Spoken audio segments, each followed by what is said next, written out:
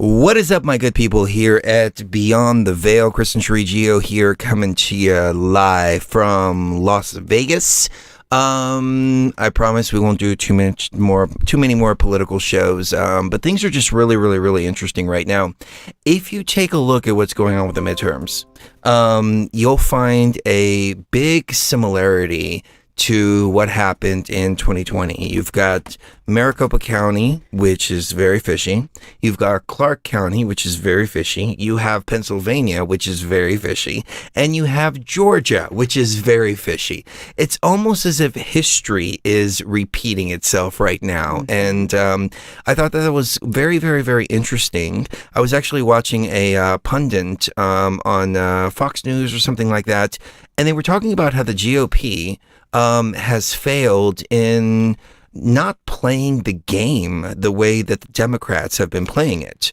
And, you know, there was a little undertone to that. Mm-hmm. You know what I'm talking about? But they were talking about how the GOP hasn't been taking advantage of mail-in ballots. Mm-hmm. They haven't been taking advantage of early voting and all the nonsense that takes place that has caused us to have first election day, then election days, weeks and months, and nobody knowing what the hell is going on and who's running and who won and who didn't win.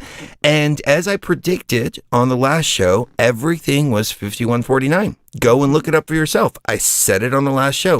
51-49. It's 51-49 is very suspicious. Mm-hmm. The only places we didn't get 51-49 is in places like Florida.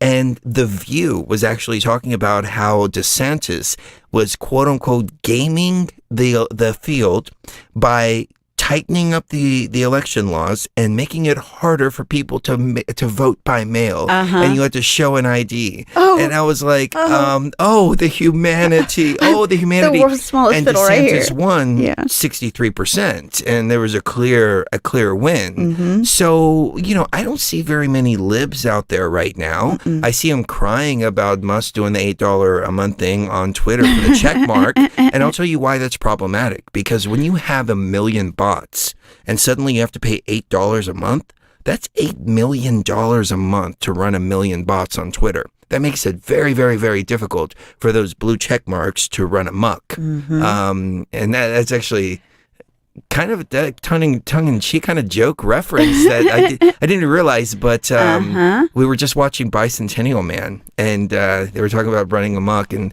Robin Williams is like, how does one run amok? He's a robot. But anyways, Trump is about to make a big announcement. I don't know what it is. Nobody knows what it is. It could be that he's running again. It could be that I really don't know. But Cherie found an article that Trump was sharing. Can you go over that real quick? It was apparently, according to the Daily Beast, he was talking about Moloch. He was talking about child sacrifice. He was talking about the demon god Moloch. And that's quite interesting because I'm on Truth Social and I don't see that anywhere that he posted that. Let's see. So, I mean, he wrote, hopefully today will turn out to be one of the most important days in the history of our country. Mr. Trump wrote on Truth Social in the early hours of Tuesday, just hours after reposting an image shared by a platform user called God Bless Trump, who posted a warning of demon gods taking charge. The image was split in two, with one side showing Mr. Trump with the caption, "We love you, President T, God bless you," while the other side consisted of a block of text outlining wild conspiracy theories concerning why Mr. Trump was running for president. The image said that he was running for the highest office in the country despite having it all because he could not stomach the thought of mass murders occurring to satisfy Moloch. I'm putting everything on Truth Social on the screen right now, and I don't see that. I don't see that anywhere Trump's either. Official thing. No, hold on. You know what? I'm not even on Trump's page. Let me go back to Trump's page. Okay. Hopefully today will turn out to be one of the most important days. It was last night, apparently. Yeah. Yeah, I'm scrolling through. I didn't see it. Here's the image. I've got it right here. So Truth Social. It could have been deleted. But I'm not seeing it right off the bat. There it is. It's right there. I just sent you the link for it. Okay. Yeah, we'll get to that here in a second. He pulled it. Yeah, it says resource not found. Oh, did he pull it? They must have pulled it. Okay. So he pulled it. But anyways, I haven't been spending too much time on social media, and I'm not even on True Social. Like, I am on True Social, but I'm not on True Social. It's like, if you go to @ChrisGeo at Truth Social, I'm there, but I'm not there. but I have an account just to check in and see what's going on over there. But yeah, this announcement is going to start here pretty soon in about 1 minute and 30 seconds. And so we wanted to watch it together with our BTV tribe, because this is big, you know. We didn't get the red wave like or the red tsunami like people were hoping or anticipating, and I think that's suspect in my opinion. But at the very least, the GOP controls the House, but that means they can open up investigations. That means they can do stuff like that. And we may actually see some movement on the Hunter Biden thing. However, impeachment and things like that is off the table because anything that goes through the House has to go through the Senate, and the Democrats control the Senate.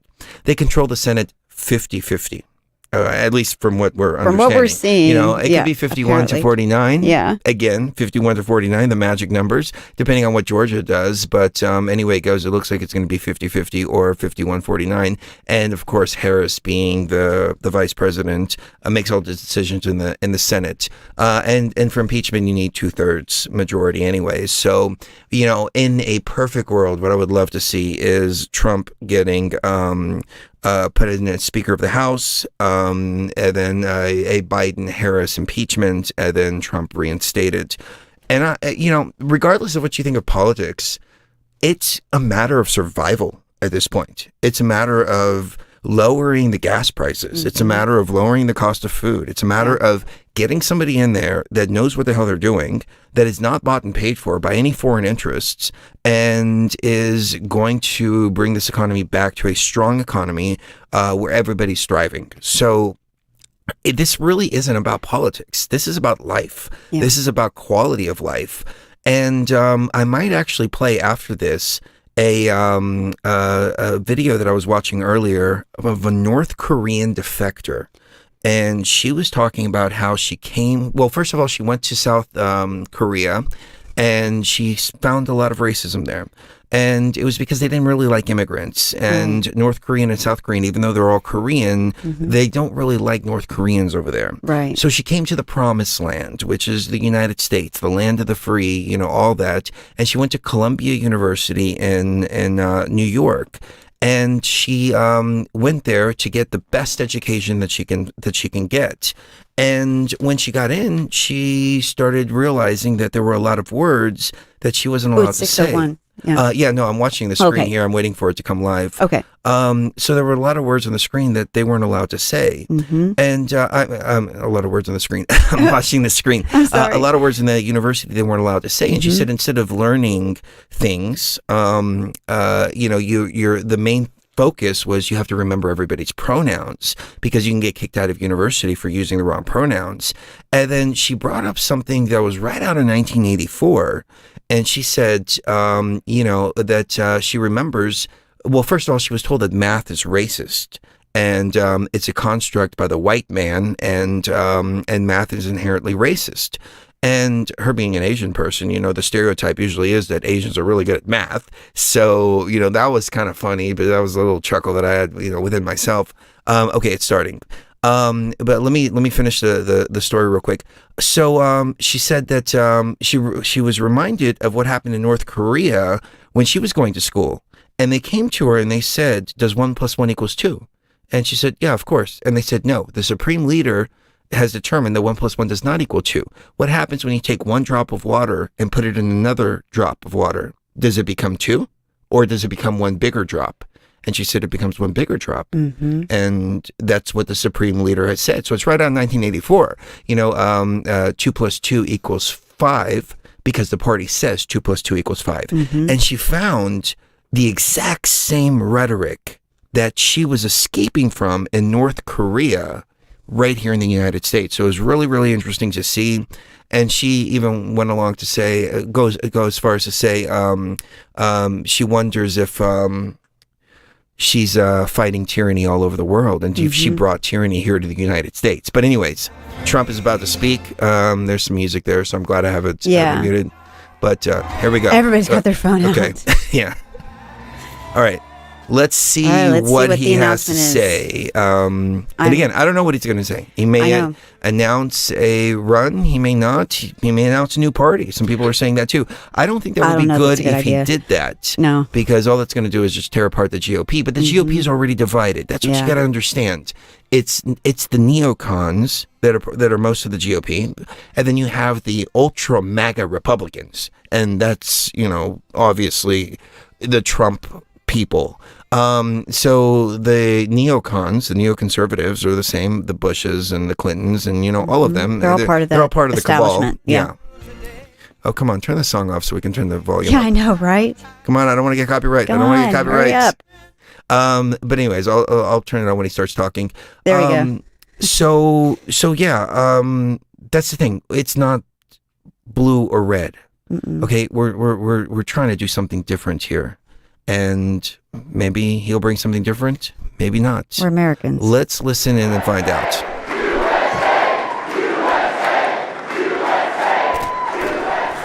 Well, thank you very much. And on behalf of Melania, myself, and our entire family, I want to thank you all for being here tonight. It's a very special occasion at a very special place. You and all of those watching are the heart and soul of this incredible movement and the greatest country in the history of the world. It's very simple. I love the way that There's never been he anything loves this country. Yeah, Like it, still. this great movement of ours. Never been anything like it, and perhaps If you there go will back to never be interviews anything like it. from him There's never been 30 years ago, anything to compete he with speaks what the we have all exact done. same way. Oh yeah, I know. He hasn't skipped a beat. Ladies and gentlemen, distinguished guests, and my fellow citizens, America's comeback starts right now. I love Hold that. on. Listen. I have to agree with him though. 2 years ago, when I left office, the United States stood ready for its golden age. Our nation was at the pinnacle of power, prosperity, and prestige, towering above all rivals, vanquishing all enemies, and striding into the future, confident and so strong. In 4 short years, everybody was doing great. Men, women, African Americans, Asian Americans, Hispanic Americans, everybody was thriving like never before.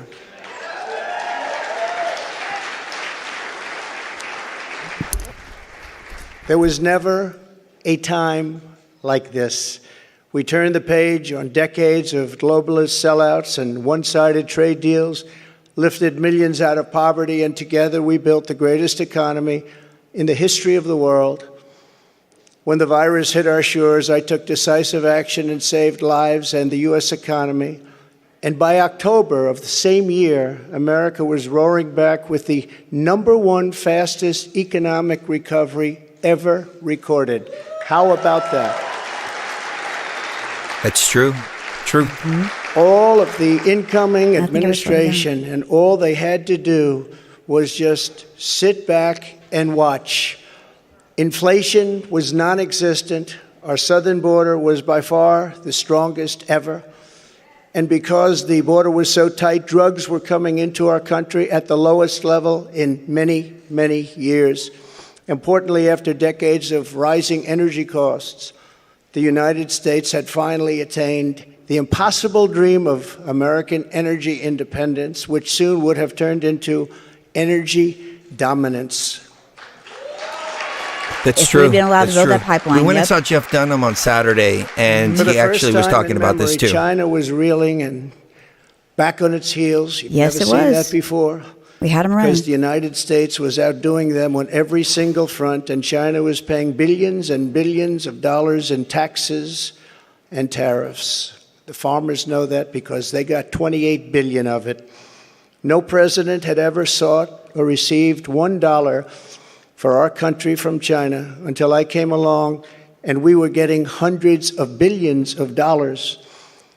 Many people think that because of this, China played a very active role in the 2020 election. Just saying, just saying. Sure, that didn't happen. Instead of jobs and factories leaving America for China, They were, for the first time ever, leaving China for America. That's right. That's true. All this is true. He revitalized all of our industries. Yeah, he's reminding everyone of Businesses the were Concord pouring questions back the other because guy of our hasn't done. historic tax and regulation cuts, the biggest in both categories in history, bigger even than what Ronald Reagan was able to produce, and he produced a lot. China, Russia, Iran, and North Korea were in check and respected. They respected the United States, and quite honestly, they respected me. I knew them well. I knew them well. Businessman, yep. As soon as he left, war. Oh, We're on the brink of World War ISIS III. caliphate, Nobody respects us which anymore. no president was able to conquer, was decimated by me and our great warriors in less than 3 weeks, and al-Baghdadi, its founder, was hunted down and killed. North Korea had not launched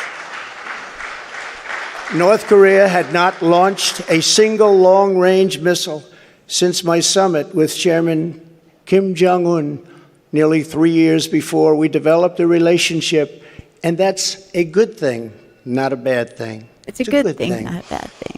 Very good thing, actually. Because look at what's happening today. I walked in, I said, wow, My this is a good opponents thing. made me It's out a really to be good a thing. warmonger and just a terrible person who would Yeah. immediately go into war. They said during the 2016 campaign that if he becomes president, there will never be a war within weeks. And we will have wars like you've never seen before. It will happen immediately. And yet, I've gone decades without a war, the first president to do it for that long a period. That's right. Everything they said he was going to do, they did. They are doing. They're World actually War doing. III, The world getting rid of was Roe at v. peace. Wade, everything. Everything's a America projection. was prospering, and our country was on track for an amazing future because I made big promises to the American people, and unlike other presidents, I kept my promises. I kept them. That's also true. He set a new standard because he delivered on his campaign promises. That's right. He raised the standard for them all, and that embarrassed He the hell showed out that of the them. system isn't broken. It's the The people running it. that are broken. Yeah. Embarrassed the hell out of them. They couldn't have that. Thank you very much. Under our leadership, we were a great and glorious nation, something you haven't heard for quite a long period of time. We were a strong nation, and importantly, we were a free nation. But now we are a nation in decline. We are a failing nation. For millions of Americans, the past 2 years under Joe Biden have been a time of pain, hardship, anxiety, and despair. As we speak, inflation is the highest in over 50 years. Gas prices have reached the highest levels in history and expect them to go much higher now that the strategic national reserves, which I filled up, have been virtually drained in order to keep gasoline prices lower That's just absolutely prior right. to the election. Joe Biden has intentionally surrendered our energy independence. There is no longer even a thought of dominance, and we are now begging for energy help from foreign nations, many of whom find us detestable. Our southern border has been erased, and our country is being invaded by millions and millions of unknown people, many of whom are entering for a very bad and sinister reason. And you know what that reason is. We will be paying a big price for this invasion into our country for years to come. Hundreds of thousands of pounds of deadly drugs, including very lethal fentanyl, are flooding across the now open and totally porous southern border. I don't mean to pause him, but I do want to say this. I think it was Don Big. I don't remember what his name is. He's a guy on Fox. He brought up a very good point. No. It was Tyrus on Gutfeld. He said, this is a poisoning. This isn't drug running. This is poisoning. This is poisoning of the American people. Nobody is taking fentanyl. Nobody's taking fentanyl Nobody's on purpose. taking it. No. People are taking other things, thinking that they're taking other things, and it's laced with fentanyl. This is poisoning. This is not drug trafficking. And it's essentially by the Chinese government. Yeah. It's killing off the U.S. population. Plus, all the gender stuff that's going on Yep. is going to create a whole generation of sterile people, messed up plus sterile people.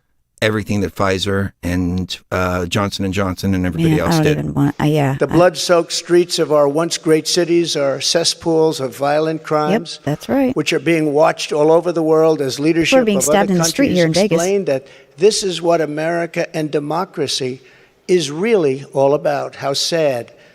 The United States has been embarrassed, humiliated, and weakened for all to see. The disasters in Afghanistan, perhaps the most embarrassing moment in the history of our country, where we lost lives, left Americans behind, and surrendered $85 billion worth of the finest military equipment anywhere in the world. And Ukraine, which would have never happened if I were your president, are something. Ukraine is a bunch of neo-Nazis. Yeah, I don't there's want to use something the going on. whole Yeah. word, but Ukraine is We neo-Nazis. can talk about Yeah. that after this a little bit. And even the Democrats admit that. That's something I've seen them admit over and over again. But our enemies are speaking of us with scorn and laughter and derision because of those two events. But there are many more. Even just today, a missile was sent in, probably by Russia, to Poland, 50 miles into Poland.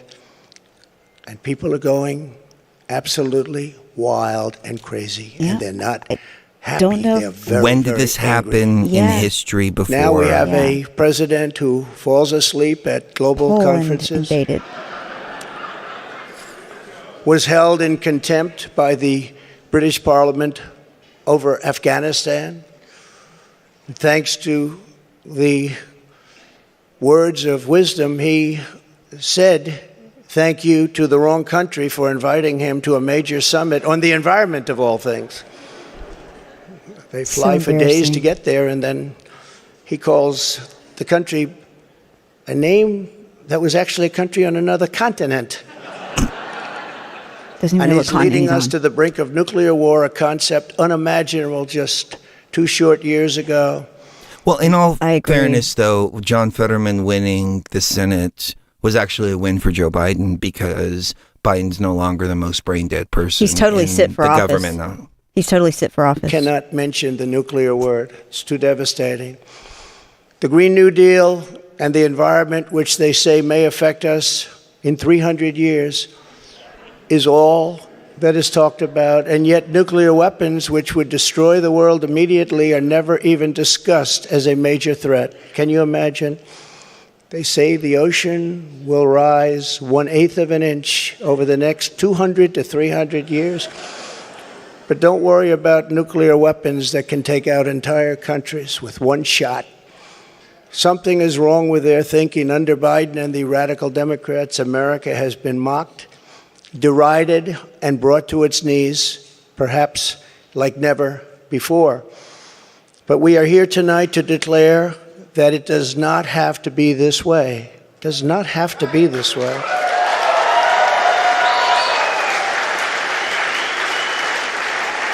We can take it back. 2 years ago, we were a great nation, and soon we will be a great nation again.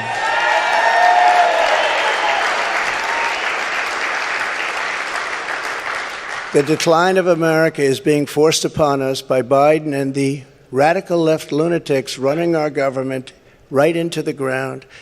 This decline is not a fate we must accept.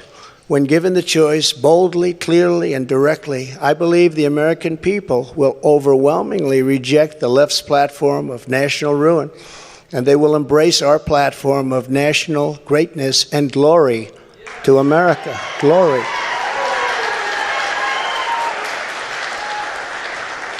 Exactly 1 week ago, our citizens voted in the important midterm elections, and despite a ridiculously long and unnecessary period of waiting, far longer, in fact, than any third world country, just a short time ago, the Republicans won back control of the House of Representatives.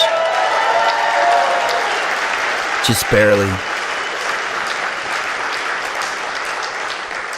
And it was with a great Trump-endorsed candidate, Congressman-elect Kevin Kiley, who is a fantastic person, And I'm very happy it was his vote that did it. But we now won back. This happened just an hour ago. Much criticism is being placed on the fact that the Republican Party should have done better. And frankly, much of this blame is correct. But the citizens of our country have not yet realized the full extent and gravity of the pain our nation is going through.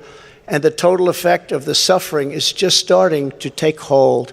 Can I pause for just a moment? I want to say this. I've heard a lot of that rhetoric that the GOP should have run better candidates.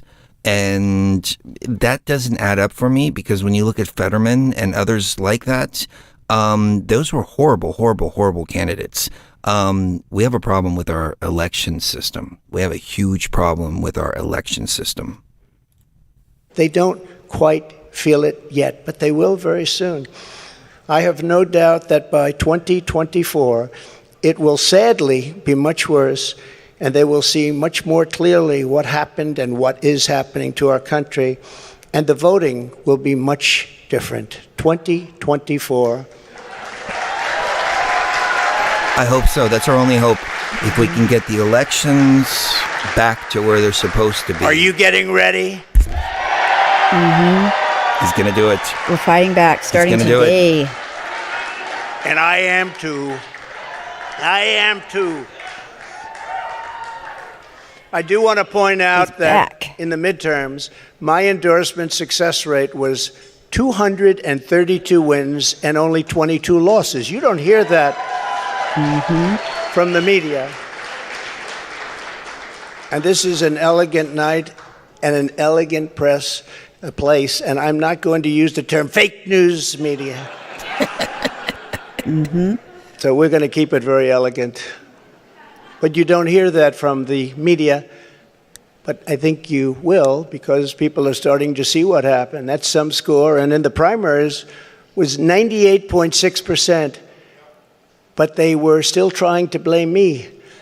And the reason for the success and that unprecedented success rate is that the Trump administration changed our nation on trade, on securing the border. We're the strongest, safest border ever in the history of our country. On Islamic terrorism, we had practically, just about, not that I can think of, no Islamic attacks, terrorist attacks during the Trump administration. Oh, thank you, Crispy. And in fact, we got along very well with the various I see countries, some super chats. I want to call them out. If you can jot them down, please. Yeah.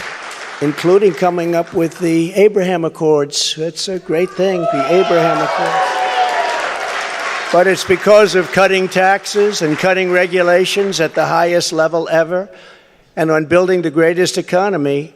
Any time in the history of the world, there's never been an economy like we had just 2 years ago. Despite the outcome in the Senate, we cannot lose hope. And we must all work very hard for a gentleman and a great person named Herschel Walker, a fabulous human being who loves our country and will be a great United States Senator. Herschel Walker, get out and vote for Herschel, and he deserves it.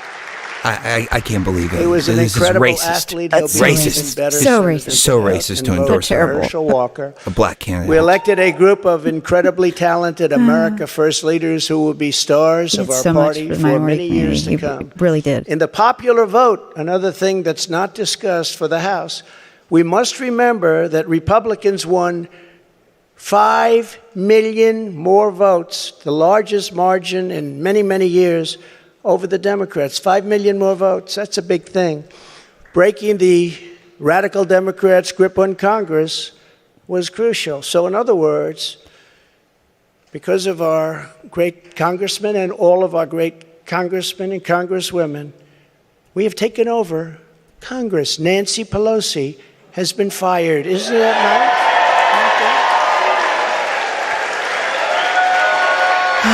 It's refreshing. She got hammered. That is. Oh wait, no, that was her husband. That is refreshing, I have to say. That was a horrible joke. I shouldn't have said that. That I was told terrible. them, I said, if you just keep a little bit lower standard, you're going to have a big victory. They said, let's win by 40 seats. Let's win by 50. I said, if you win by 2 seats, be happy. But she's on her way to another country right now. She's been fired. Practically deported.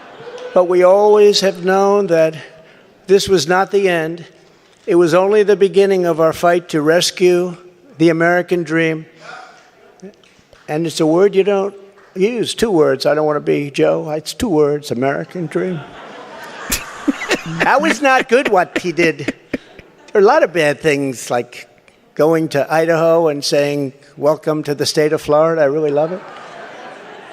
In order to make America great and glorious again, I am tonight announcing. If I can pause it real quick, Joe Biden said, I got 2 words for you, made in America. I know. And there was a congresswoman, and she posted, I got 2 words for you. Let's go, Brandon. And all of these leftists jumped all over it. And they were like, oh my God, she's so stupid. She doesn't know that's actually 3 words. And it was hilarious. That it was is hilarious. The biggest troll on Twitter that I've seen in the last couple weeks. They can't meme and they don't know how to take a joke. Hilarious. Yeah. If you haven't seen that, check that out. I might play that a little bit later. Hilarious. But it was great. It backfired on them so much. Anyways. My candidacy for president of the United Yes. States. Okay. Hold on. Let me back it up just a second. I'm sorry. I didn't mean to interrupt there. Someone said worst pause In order ever. to make America great and glorious again, I am tonight announcing my candidacy for president of the United States. Woo! Yes. Okay. Good deal. All right.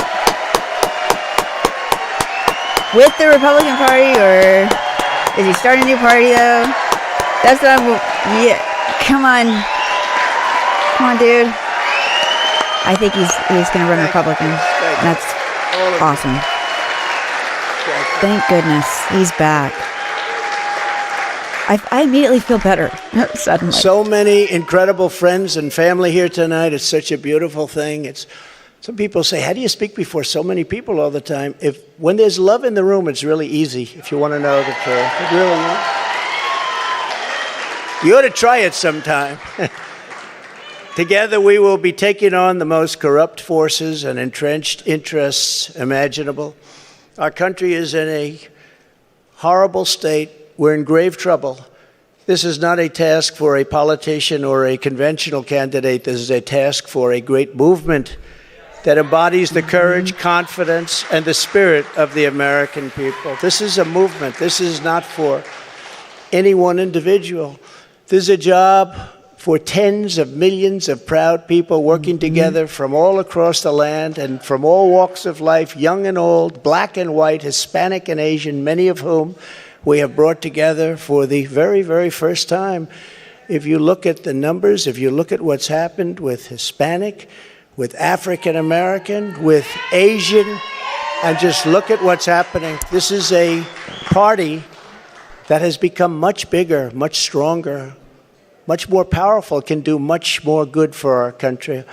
This is a job for grandmothers and construction workers, firefighters, builders, teachers, doctors, and farmers who cannot stay quiet any longer. You can't stay quiet any longer. You're angry about what's happening to our country. Our country is being destroyed before your very eyes. It's a job for every aspiring young person and every hard-working parent, for every entrepreneur and underappreciated police officer who is ready to shout for safety in America. The police are being treated so badly. These are great people. They can straighten out the crime. They're the ones that know how to do it. We have to give them back their respect and their dignity.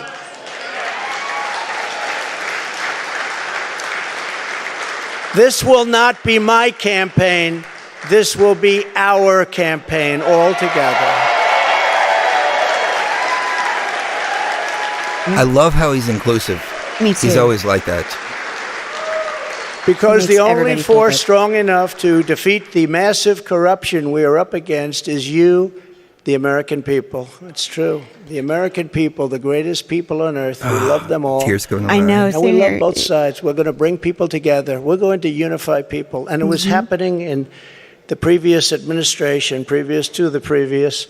And what was bringing them together was success. Prior to COVID coming in, the people were calling me, you wouldn't believe it. People that were so far left, I figured they'd never speak to me and I would never speak to them. But our success was so incredible, like never before. And then COVID started coming in from China.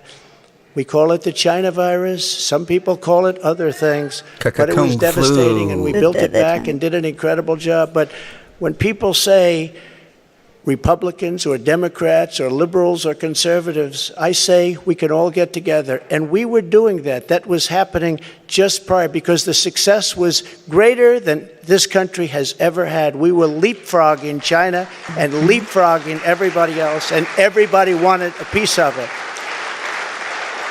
It's all truth. Everybody was doing great. Yeah, everybody was fantastic. But just as I promised in 2016, I am your voice. I am your voice. He really was. That's why he called out fake news, because we were all calling out fake news. The Washington establishment You had wants nothing to fear silence from him us, but unless we you will were doing bad for the not American let them people. do that.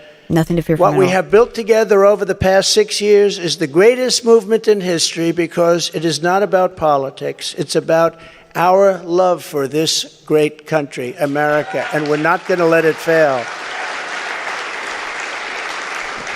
I am running because I believe the world has not yet seen the true glory of what this nation can be. We have not reached that pinnacle, believe it or not.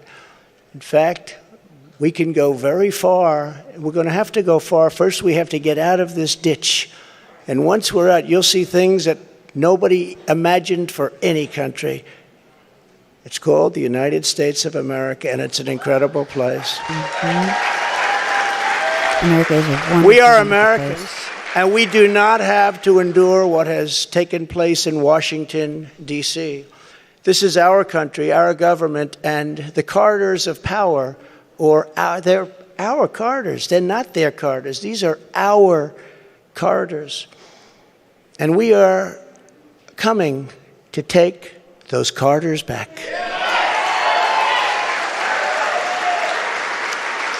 So from now until Election Day in 2024, which will come very quickly, we'll go, look at how time flies, look how fast it's all going. I will fight like no one has ever fought before.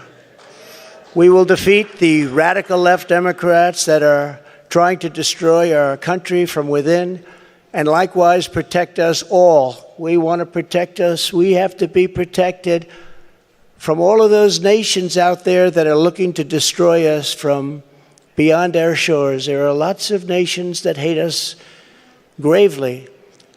And that's the problem. When they look at us in disarray like we are right now, when we go to them begging for oil and we have more liquid gold under our feet than they have or any other nation has, and we don't use it because we're going to them, it's crazy what's happening.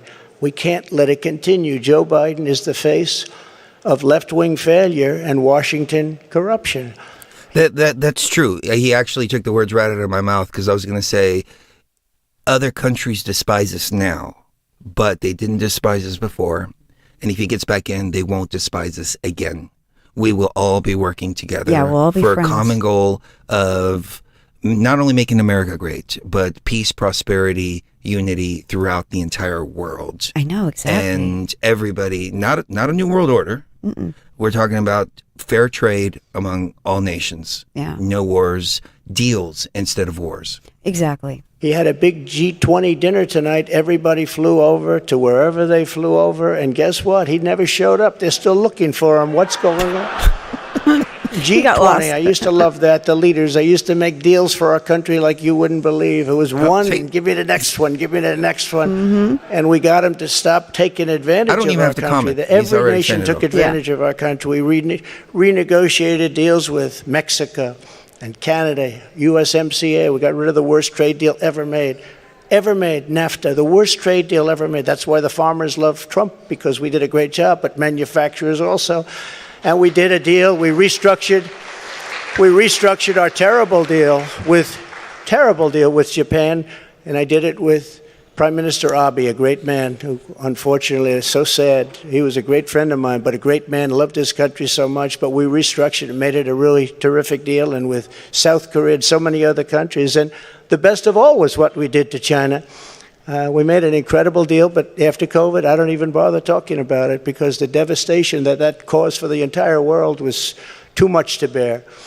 I will ensure that Joe Biden does not receive 4 more years in 2020. Can't do it.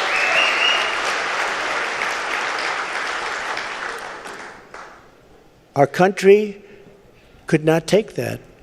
And I say that not in laughter. I say that in tears. Our country could not take 4 more years. It can only take so much. I don't even know if we can take another 2. It's all very fragile to start off with. It can only take so much. In 2020, I received the largest number of votes of any sitting president in history by a lot. And we will do it again, but with even more votes this time. Many have noted that huge gains we have made with Latino voters, and I believe we will set even greater records with this crucial vote in 2024. The Hispanic voter, the Latino voter has been unbelievable. Great people, very entrepreneurial people, and they want security. And everyone thought when I did the wall, I built the wall, and they thought, oh, that would hurt me with the Hispanic vote. No, it helped me because they understood. They wanted safety. They wanted security. And they understood the border better than anybody else. So they were amazed that we started that trend, and now we're continuing with that trend. You look at... I hope y'all don't mind if I jump in every once in a while, but I do want to say something about the border. You know, we have a lot of friends who have been here for years, and they're undocumented, and they're very, very, very good people. Wonderful. I think we need to have something in the middle where we can get people who have been here, especially people who've had children here, who have been here for decades. We can get them citizenship. We can get them papers. And we need to have good immigration policies coming in because what happened, there was a company down in Texas, and ICE went and raided them, got rid of all of the workers, and then what happened is they wound up hiring mostly Latino and Black employees in the United States. So it actually helped the minority communities, which I hate using the word minority. It's a word that I grew up with. Me too, But it helped those communities by freeing up those jobs for them, for the American people. And people are starting to realize that. What we've done in Florida, what everybody's doing now in Florida and Texas, along the 800-something border jobs, in Texas, just in that one company. Every single community. I won every single community. Governor of Texas called. Great gentleman, just got reelected. And he said to me, I'd like to talk to you for a second. Well, he said, you've done something that nobody else has done. You've won every single area along the border. It's the longest since Reconstruction. I said, Reconstruction? I guess you call that the Civil War? That's what I call it? That's what I call it. Governor Abbott, very good man, and he's working hard, but it's horrible because what's happening is they're just sending hundreds of thousands of people right through his state, right through Arizona, right through all of the states. What's happening is they're coming up all of the states. And we can't have it anymore. This campaign will be about issues, vision, and success, and we will not stop. We will not quit until we've achieved the highest goals and made our country greater than it has ever been before, and we can do that. We can do it. It's going to be a rough road. Our victory will be built upon big ideas, bold ambitions, and daring dreams for America's future. We need daring dreams. It is not enough merely to complain or oppose. We don't want to be critics. We don't want to be complainers. I never wanted to be a critic. I never respected critics. They tell people what's wrong, but they can't do it themselves.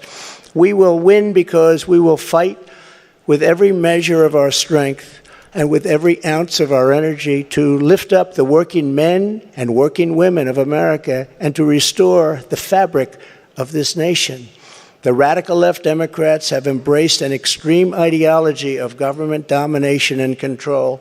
Our approach is the opposite, one based on freedom, values, individual responsibility, and just plain common sense. It's common sense.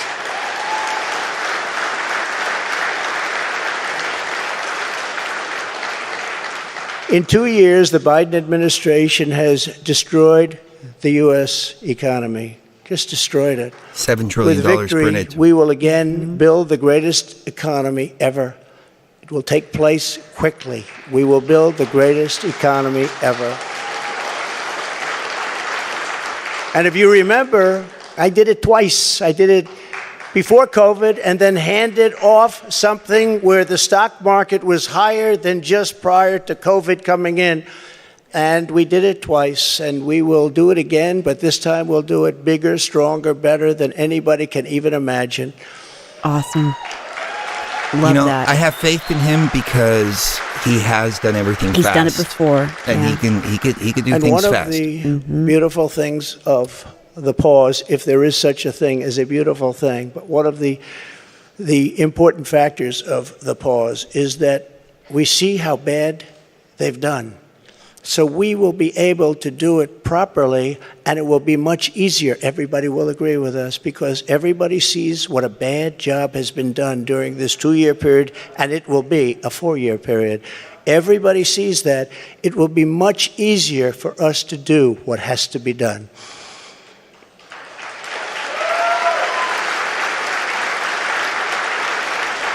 We will immediately tackle inflation and bring down to a level that it was. We were at 0, but actually the best number is 1%. Do you know that? You don't want it really 0. But we were at 0. We actually got it to exactly 1%, the perfect number. One thing every economist agrees, don't have it 0, have it like at 1%. They even say 1 to 2, but I said, let's do 1. And we had it at 1%, and we had it there for a long period of time, and we had the value of the dollar. We had it so that this country could make a lot of money, and I fought other countries where they devalued their dollar, or they devalued their currency, whether it was the pound or whether it was the yuan or the yen. And I used to fight like cats and dogs with the leaders of other countries because they were stealing from us. When they did that, they had artificial devaluations of their currency.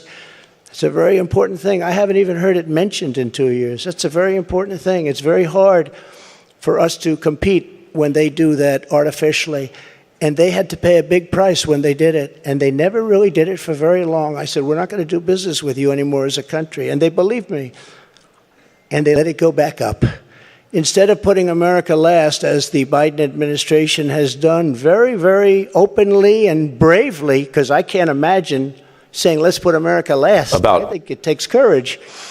We will again put America first.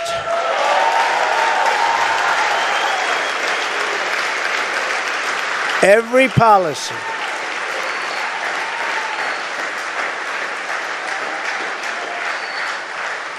Thank you very much. We do love our country, isn't it? And that's why we're here. I didn't need this. I had a very nice, easy life.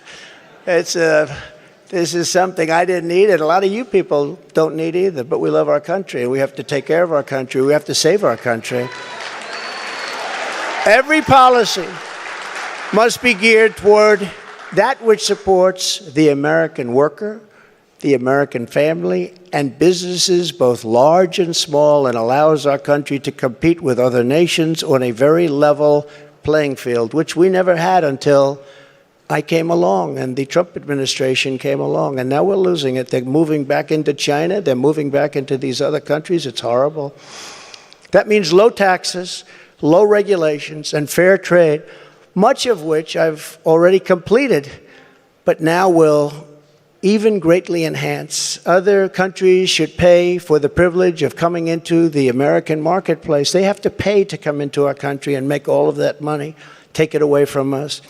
And thanks to the Trump administration, still the best and the biggest country in the world is what we have. We have the best and the biggest. If you remember, for many years, you can look in your projection books, China was going to take over from us as the largest economy in the world in 2018 or 2019. I said, I don't like that timing. and I was with President Xi, who's now president for life. I call him king. He said, no, I'm not the king. I said, yes, you are the king. You're president for life. It's the same thing. But I said, President, you can't do these things. You can't. Remember, they had China 25. That means China was going to take over virtually the whole world economy by 25. I said, that's not a nice sign. I don't want that sign. They took it down. They took down the whole slogan. Probably will be coming back at some point in the near future. But I found it very insulting. I said, I find that very insulting. On day one, we will end Joe Biden's war on American energy.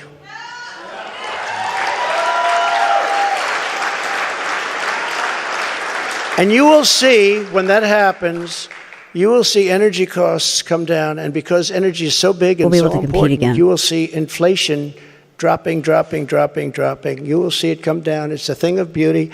And you wouldn't think it's that complicated. Now, what has been complicated a little bit is what's happened to so many other things. I believe originally started by this energy disaster.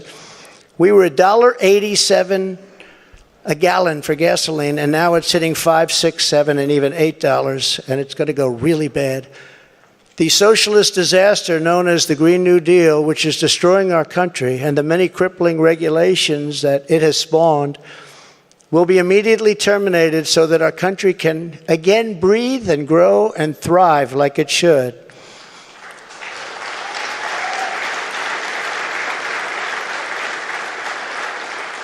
It's very, very much hurting our country. Germany tried it, Germany tried it. They were up for about a year. Remember I sent to Angela. Remember Angela? Do you remember Angela? Nobody's remembering her now. Angela Merkel, I sent her a white flag of surrender. She said, but why do you send this to me, Donald? I said, Angela, I send it to you because this is a flag of surrender. You are getting 78% of your energy from Russia. And when that happens, history has proven that it's not good for Germany. Just take a look over the last 150 years. It hasn't been good. What I didn't know would take place so fast. And Germany closed, as you know, all of its coal-powered plants and its nuclear plants. They closed everything, and now they're building coal plants, and they're building them fast. And China's building a coal plant every week. Every week they open up another, and then they talk about all of the things that they do environmentally. They are watching us die with the Green New Deal, with our windmills and with our solar that doesn't have the power to fire up our great factories and our great plants. They are watching us die. Question in the chat. He's going through a lot of stuff we already know. Yeah. Should we cut the speech and get on with some commentary, or should we continue with the speech? Let us know in the chat. I'll keep watching. What you guys want us to do. That is why we will launch an all-out campaign to eliminate America's dependence on China. We will bring our supply chains, which are a disaster right now. You can't get anything, and good luck getting a turkey for Thanksgiving. Number one, you won't get it, and if you do, you're going to pay 3 to 4 times more than you paid last year. But we will bring our supply chains and manufacturing base back home, as we were strongly doing during the Trump I think people want to hear the rest of the speech, we will so we'll keep systematically bring back wealth, health, and success to the American middle class and to America itself. Please. We'll talk about what he is or isn't talking about. Please sit down. I feel so guilty having you stand. No, you've been standing for the whole event. Because I'd love for him to talk about certain things, but I feel very guilty. I don't want that to happen. To every worker and family struggling to survive in the Biden economy with inflation destroying your family and your life, this campaign will be for you. Help is on the way. Joe Biden has abolished America's borders. We are going to restore and secure America's borders just like we had them before, best ever. We built the wall. And now we will add to it. Now, we built the wall, we completed the wall, and then we said, let's do more, and we did a lot more. And as we were doing it, we had an election that came up. And when they came in, they had 3 more weeks to complete the additions to the wall, which would have been great. And they said, no, we're not going to do that. And that's when I realized that they actually want to have this disaster known as open borders. Hard to believe, isn't it? But one of the reasons we had so much success at the border was because of the fact that two things. We got Mexico to give us free of charge 28,000 soldiers. That helps. And President of Mexico is a great gentleman, by the way. Socialist, but that's okay. He can't have everything. But he's a great man and a great friend of mine. But 28,000 soldiers while we were building the wall. And then when the wall was finished, that's how we set all these records. We have records that nobody can even compete with. Right now, it's a disaster. I believe it's 10 million people coming in, not 3 or 4 million people. They're pouring into our country. We have no idea who they are and where they come from. We have no idea what's happening to our country. We're being poisoned. Within moments of my inauguration, catch and release will be gone forever. Remain in Mexico. Remain in Mexico, which was so important. Everybody came in here, they remained here, and they never left. And you couldn't get them, you couldn't find them. I had a policy, remain in Mexico. And if you think it was easy for me to get the president of Mexico to agree to that, it wasn't. But we got it. And they terminated it, can you believe? So now they come in here, they stay, and we have no idea where they are. They get lost. And it's very dangerous for our country. And again, I'll say, we're going to pay a big price someday for what they're doing. We will begin the process of safely removing the illegal alien criminals that have been unlawfully allowed into our country. We have no choice. We have no choice. And in restoring border security, we will stop the flow of deadly drugs and horrible human trafficking, which both have been set upon us like never before. The human trafficking, you think of it as an ancient thing. It's not ancient. Because of the internet, human trafficking is worse than it's ever been in history. And we stop them at the southern border, which is the #1 port all over the world, the southern border. So much comes through the southern border. #1 port, and we stopped them, and now it's at levels that are many, many, many times what it was just 2 years ago. Biden and the radical left had let loose on this total breakdown of law and order. It was a total breakdown of law and order. I will restore public safety in American cities and other communities that need our help. And if they don't want our help, we're going to insist that they take our help this time.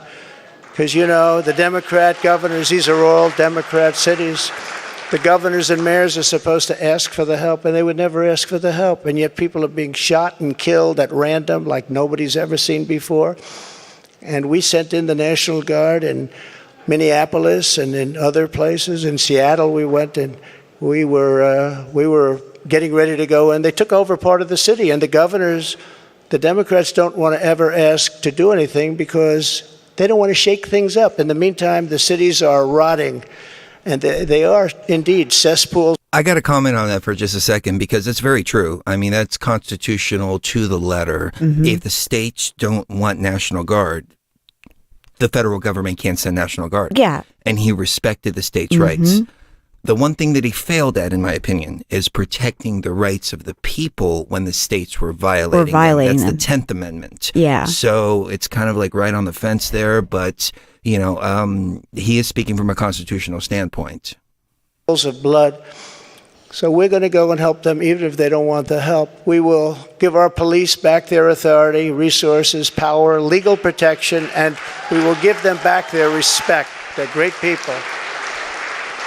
And I will immediately launch a no-holds-barred national campaign to dismantle the gangs and clean out the nests of organized street crime. I'd like to see focus taken off of victimless the worst, crimes and put on violent crimes. Exactly, the worst gangs are MS-13, and under the start looking for the violent offenders and the people that are committing they violent were unable crimes. to take them out because the countries where they came from wouldn't take them. And I learned about that in my first day, I actually say. Well, you know, in New York, there was a murderer. No, sorry, it was a domestic violence case. Domestic violence. He attacked his wife with like a crowbar or something like that. They let him out, no bail. She was murdered 24 hours later. That's right. But I learned about it, and I said, which countries? And it was Honduras and Guatemala. It was El Salvador, some others. And I said, how much do we pay them? Sir, you pay them $750 million a year. That's a lot of money. I said, all right, stop payment. We're not paying them anymore because they wouldn't accept them. They would put planes on the runway. So when our plane would come out with these gang members from MS-13. The plane couldn't land because other planes were on the runway. The buses weren't allowed to get through their borders because they had stronger borders than we did by far. They had borders. We don't have borders. They had borders. Other countries that we defend have borders. We defend other countries' borders, but we don't defend our own. But these countries, and I got to know all of the presidents and prime ministers. I got to know them all. And I said, all right, stop payment of the $750 million a year. They won't take them. And you could not get anybody back in because they sent them out. They didn't just come out. They sent them out. They don't want the bad ones. They want to keep their good ones. They don't want the bad ones. These are gang members that will kill, and they like using knives because a knife is more painful They love machetes. than a gun. Can I, if I can interject Yes, please. once again? Easy solution to this problem, and it's a little bit radical, but it's more libertarian. Legalize prostitution, legalize drugs. Yeah. Regulate both. Mm-hmm. Then you will have a huge decrease in drug trafficking, drug violence, and human trafficking. That is absolutely true. Because if you have prostitution legal and you have women who are going through everything, getting licenses, doing all Getting of that, tested and all that. they're going to be the first ones to call out that person's being trafficked, that person's being trafficked, That's that person's right. being trafficked.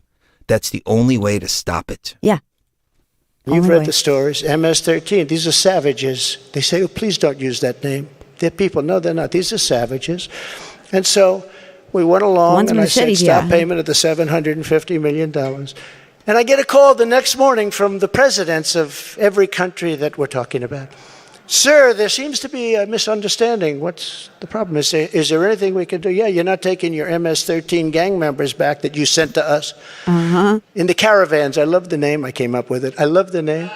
The caravans, thousands and thousands of people. And in those caravans, you have some rough people. I didn't see very I many said, you're not families. I taking saw them back. young men. Well, we didn't know that this was a problem, sir. Is there anything we can do? I said, yeah, take them back. We would be glad to take them back, sir. They took them back. I still didn't give them the 750, but that's okay. And by the way, now Biden wants to give them $4 billion. They were happy with 750, and now they want to give them $4 billion. Somebody someday is going to explain that one to me. It actually makes you rage with anger when you hear that. They wanted 750 so badly, and now they're getting $4 billion.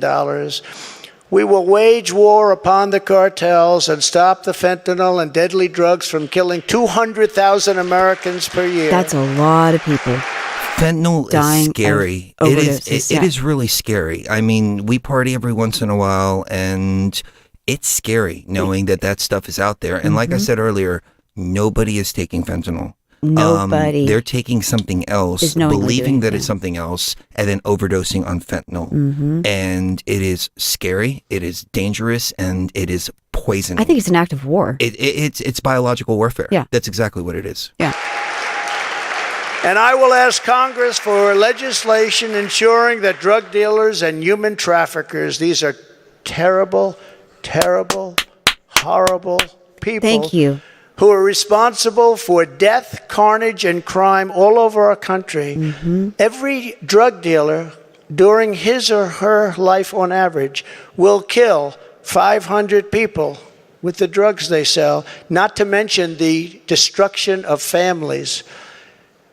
That's why you got to regulate it. Yeah, you have to You got to have regulate it. quality control. Sells drugs. You know, I know who's he's not going to selling go there, drugs, but to receive the death Yeah. penalty for their heinous acts, because no, we're not shilling for anything, but especially We not. don't- I got to say, I No, disagree with I him have on to that. disagree with him on that, That's too. very Chinese, Extremely. extremely Chinese. Yeah. And I don't like that direction there. No. don't need any more blue ribbon committees. We don't need, I don't like to say this, and I don't even know if the American public is ready for it. And a lot of my people say, please don't say that, sir. That's not nice. They And see, kill I hope that comment shows I'm not 500 following people blindly. each on Okay? I'm average. just Right. thinking Yeah. for myself. Yeah, we're not. And I we don't do disagree this. with We some don't- points. Exactly. In China, when I was with President Xi, I said, President, do you have a drug problem? No, we don't. He looked at me like I didn't know what I was doing. He said, no, we don't have a drug. How come you don't have a drug problem? He said, quick trial. What is a quick trial? I sort of knew. What is a quick trial? That's where if you get caught dealing drugs, you have an immediate and quick trial, and by the end of the day, you're executed. No. That's a terrible thing. But they have no drug problem. The only drug problem they have is they make the fentanyl that comes into our country, and I had him stopping it. And then those when I countries was don't going, even allow nobody you to ever have that in mentioned your it to him blood. again. They We don't were allow their stopping it. That people was to way use drugs down at all. that number. But they want they us to send use it in. them. But they don't have a drug problem. Other countries, send it like over Singapore, has no drug problem. No drug. You ask them, they don't even know what you're talking about when they say drug problem. They Japan don't even doesn't know either. what you're talking about. They have no drug problem. I'm glad we played the rest of the speech. Now, why 'cause I should they sell there I and have risk some their things to lives talk every about. time Me they too. sell? When they can come to the United States and nobody even cares, they can do whatever they want to do and become rich. It's a disgrace. So if you want to get rid of that and also bring down your level of crime, probably 75 or 80%, that's the only answer. No more blue ribbon. I refuse to create them anymore. Mandatory They were just minimum a joke. It sentencing was not New done York by the people wanting Republicans, to be guys. on a committee for No, publicity it was Joe reasons. Biden. No. It was Biden. No more blue ribbon committees. That's the Look it only up. way you're going to solve the problem. And I hope politicians are listening because they should do it quickly. Joe Biden has also proven that he is committed to indoctrinating our children, even using the Department of Justice against parents who object. It's a terrible thing that's happening. It's so sad what's happening. When I'm in the White House, our schools will cease pushing critical race theory as they were. Good. It was garbage. Radical civics. It's garbage. Any type And of gender racism insanity. is horrible. Yeah, it's just Or if they garbage. do that, they will lose all federal funding, but we'll get them to stop. And I will be the president who finally fixes education in America. We were doing great. We were starting to really get it right. We will not let men, as an example, participate in women's sports. Is that okay? No men. No Did you men. see that recent thing that happened with volleyball? There were, I think it was a college volleyball. There was a man who identified as a woman, and he smacked the ball, put the girl on the ground. It hit her in the face. She was in the hospital. Ooh. Because men hit the volleyball a lot harder. A lot harder. And yeah. it smacked her right in the face. She fell to man, the she probably ground. broke her nose. And Probably she's broke in the her face, hospital. Yeah. It's getting dangerous now. Yeah, it's getting stupid.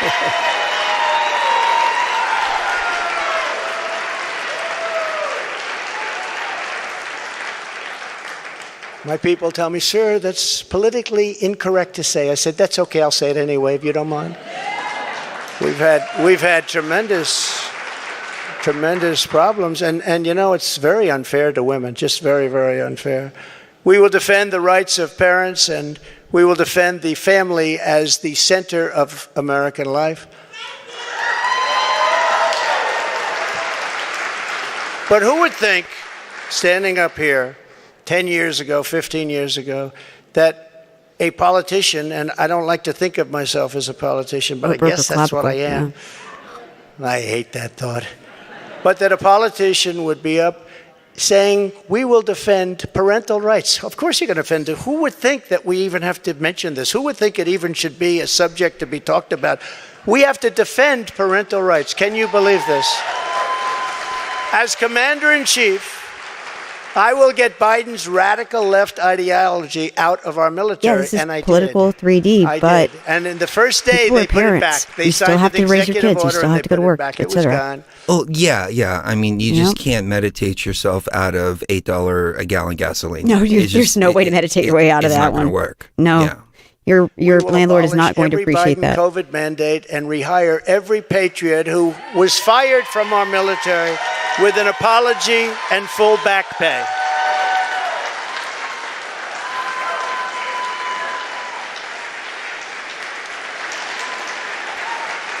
Thank you. And they deserve an apology, and they deserve full back pay, and they'll get it. And unlike Biden possibly getting us into World War III, which can seriously happen, Yep. I will keep America out of foolish and unnecessary foreign wars. You're not gonna meditate just as yourself I out of did World for War III 4 either. straight years. There's just We so will much I again wanna have respond to. peace through strength. That's all it is. As events overseas have shown, To protect our people from the unthinkable threat of nuclear weapons and hypersonic missiles, the United States must also build a state-of-the-art, next-generation missile defense shield. It's like Roosevelt said, The walk power softly and carry a of big stick. These missiles Yeah. Yep. and the power of a word that I refuse to say, nuclear. We have to have it. tread We on need everybody, a defense but shield. You have to defend And yourself. we have to do it. And we actually have the technology, and we're going to build it. Just as I rebuilt our military, I will get this done. I rebuilt our entire military, which nobody talks about. When I got there, we Thank had you, jet Rothman. fighters that were Rothman. 48 years old. We had bombers that were Okay, 60 we are years old. at 7:05, and I think Matthew called it well. He said if he's still going 5 after the hour, let's switch the topic up a little bit. Okay.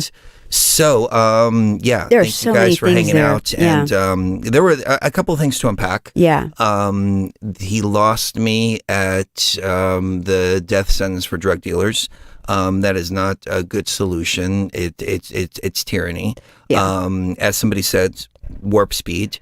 I didn't agree with that, obviously, but at the same time, what are you going to do when you're the president of the United States and you have a pandemic on your hands? What are you going to do? You've got to bring in a solution. Right. So he did that. But it just goes to show, here's the thing. If you agree with somebody 100%, then you're not really thinking for yourself. And when you weigh everything out, this is the way that I look at it. When I weigh everything out, I really like this guy. I like about 90% of what he's about. 80 to 90%, yeah, somewhere There's a around 10% that I don't like. Yeah. But if I agree with anybody 100%, then I need to check myself, in my Yeah, humble it's opinion, because I'm being not in a thinking. cult. Yeah, I'm not thinking for myself. I'm just, following along. But what did you take out of that?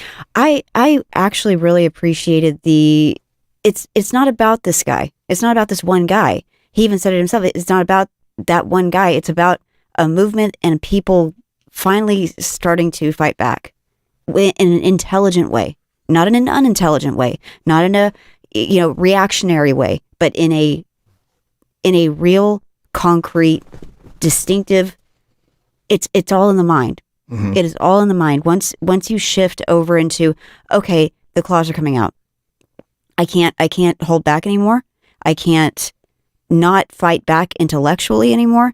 This has got to shift over back into America doing good again. It's got to, or it's going to die. Our country is dying, and it's going to die completely if we don't start changing things, and people are ready to change things. That's what I got out of it. That is what I got out of it. It wasn't about that one guy. It was about people being ready to fight back. That's what I got out of it as well. Yeah. The good thing is that drug policies are done on a state-by-state basis. I do not want to see a war on drugs 2.0, Absolutely as not. people were saying in the chat room. I agree with you guys 100%. Of course not, yeah. That would be a horrible, horrible, horrible thing to That'd be a see. horrible move, yeah. Short of that, though, I think everything else is pretty good. And when you really think about it, would he do something like that, or is this just kind of playing to the base a little bit? Because the base is a lot, really, conservative Christian. a lot more traditional, conservative. Yeah. And when you saw the way that he acted during the whole 2020 situation, he didn't violate anybody's rights. He hired the wrong people. He had Fauci there, and Fauci's under fire right now. Made some mistakes. Yeah. But I mean, I think when you really think about the major threat that we're facing right now, it is World War III. I mean, they just fired a bomb over in Poland. That's how World War II started. Yeah, exactly. The invasion of Poland. So we're on the brink of that. Poland. Now that he's announced that, now that the Republicans have control of the House, they can start doing investigations. But once those investigations start going through, what's the deep state going to do in retaliation? Are they going to drop a nuke somewhere? They might. One of the things that I really like is the fact that he is really big on the trafficking, and he recognizes that problem. He's one of the only ones that's talking about that. And I always wondered, why do art pieces sell for $10 million? Why do they sell for $3 million? Why do they sell for all these outrageous A giant prices? balloon animal sells for $10 million. And we figured it out. Right. It's because it's money laundering. And you can put a price on whatever it is. It's arbitrary. It's all subjective, and then you have something else that's being offered. That's actually being sold. Right. Yeah. Now, that was just connecting dots back in 2016, 2017, when the whole pizza stuff came out. Now, it's 100% transparent. Yeah. Because you see Hunter Biden's quote-unquote artwork being sold for millions and millions and millions of dollars. You know damn well people are not buying Hunter Biden's artwork. You know, but it's very clear to see the money being funneled. What's money being funneled for? Is it for trafficking? Is it for deals? Is it for favors? You know, who knows? But they can funnel anything through that. And he is aware of that. So I think it's a good thing, not a bad thing. It is a good thing. I did want to play something real quick because I came across this the other day. And it's almost like they're saying the quiet part out loud. You'll never believe this. I mean, my jaw was on the ground when I heard this. I'm going to play it first without even saying anything. Then we'll talk about it briefly. And then I also have an interview with Trump from the 1980s or 90s when he was young. And he was speaking exactly like he's speaking now. I mean, almost word for word. Let me see. This video here with Trump it's only 4 minutes and 23 seconds. So I'm going to play that one first, and then I'm going to play you the other one. You will not believe what I heard on MSNBC. Your jaw's going to drop when you hear this, okay? Okay. Remember, we were watching it, and I'm like, oh my God, I can't believe that they're saying the quiet part out loud. It's amazing. But here's Trump from, 1980. Holy shit. Is that true? 10/6/1980. Yeah. Wow. Okay. So check him out.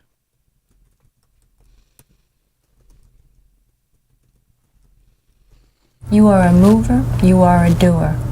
If you could make America perfect, how would you do it? Well, I think that America is a country that has tremendous, tremendous potential. I think that much like the mind, I think that America is using very, very little of its potential. I feel that this country with the proper leadership can go on to become what it once was. And I hope, and certainly hope, that it does go on to be what it should be. What should it be?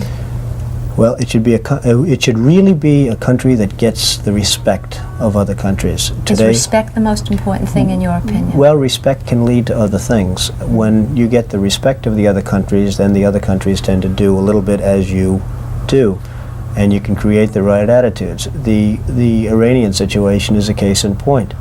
That they hold our hostages is just absolutely and totally ridiculous. That this country sits back and allows a country such as Iran to hold our hostages, to my way of thinking, is a horror. And I don't think they'd do it with other countries. I honestly don't think they'd do it with other countries. Obviously, you're advocating that we should have gone in there with troops, etc., and brought our boys out. I absolutely feel that, yes. I don't think there's any question, and there's no question in my mind.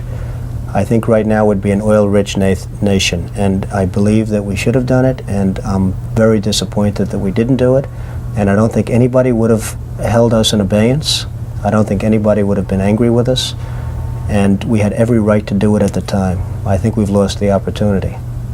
For some people, the ultimate goal in life has been becoming the President of the United States. Would you like to be the President of the United States? I really don't believe I would, Rona, but I would like to see somebody as the President who could do the job, and there are very capable people in this country. Most people who are capable are not running for office. Most men are frightened of politics today. It is a shame, isn't it? Yes. It is a shame. The most capable people are not necessarily running for political office, and that is a very sad commentary on the country. They had major corporations and they had this and that, but they are not running for political office. Why wouldn't someone like yourself run for political office? You have all the money that you possibly need. You've accomplished a great deal, even though you are only 34. I know there's a lot of things that you possibly can do in the years ahead. Why wouldn't you dedicate yourself to public service? Because I think it's a very mean life. I would love and I would dedicate my life to this country, but I see it as being a mean life, and I also see it as somebody with strong views and somebody with the kind of views that are maybe a little bit unpopular, which may be right, but may be unpopular. wouldn't necessarily have a chance of getting elected against somebody with no great brain but a big smile.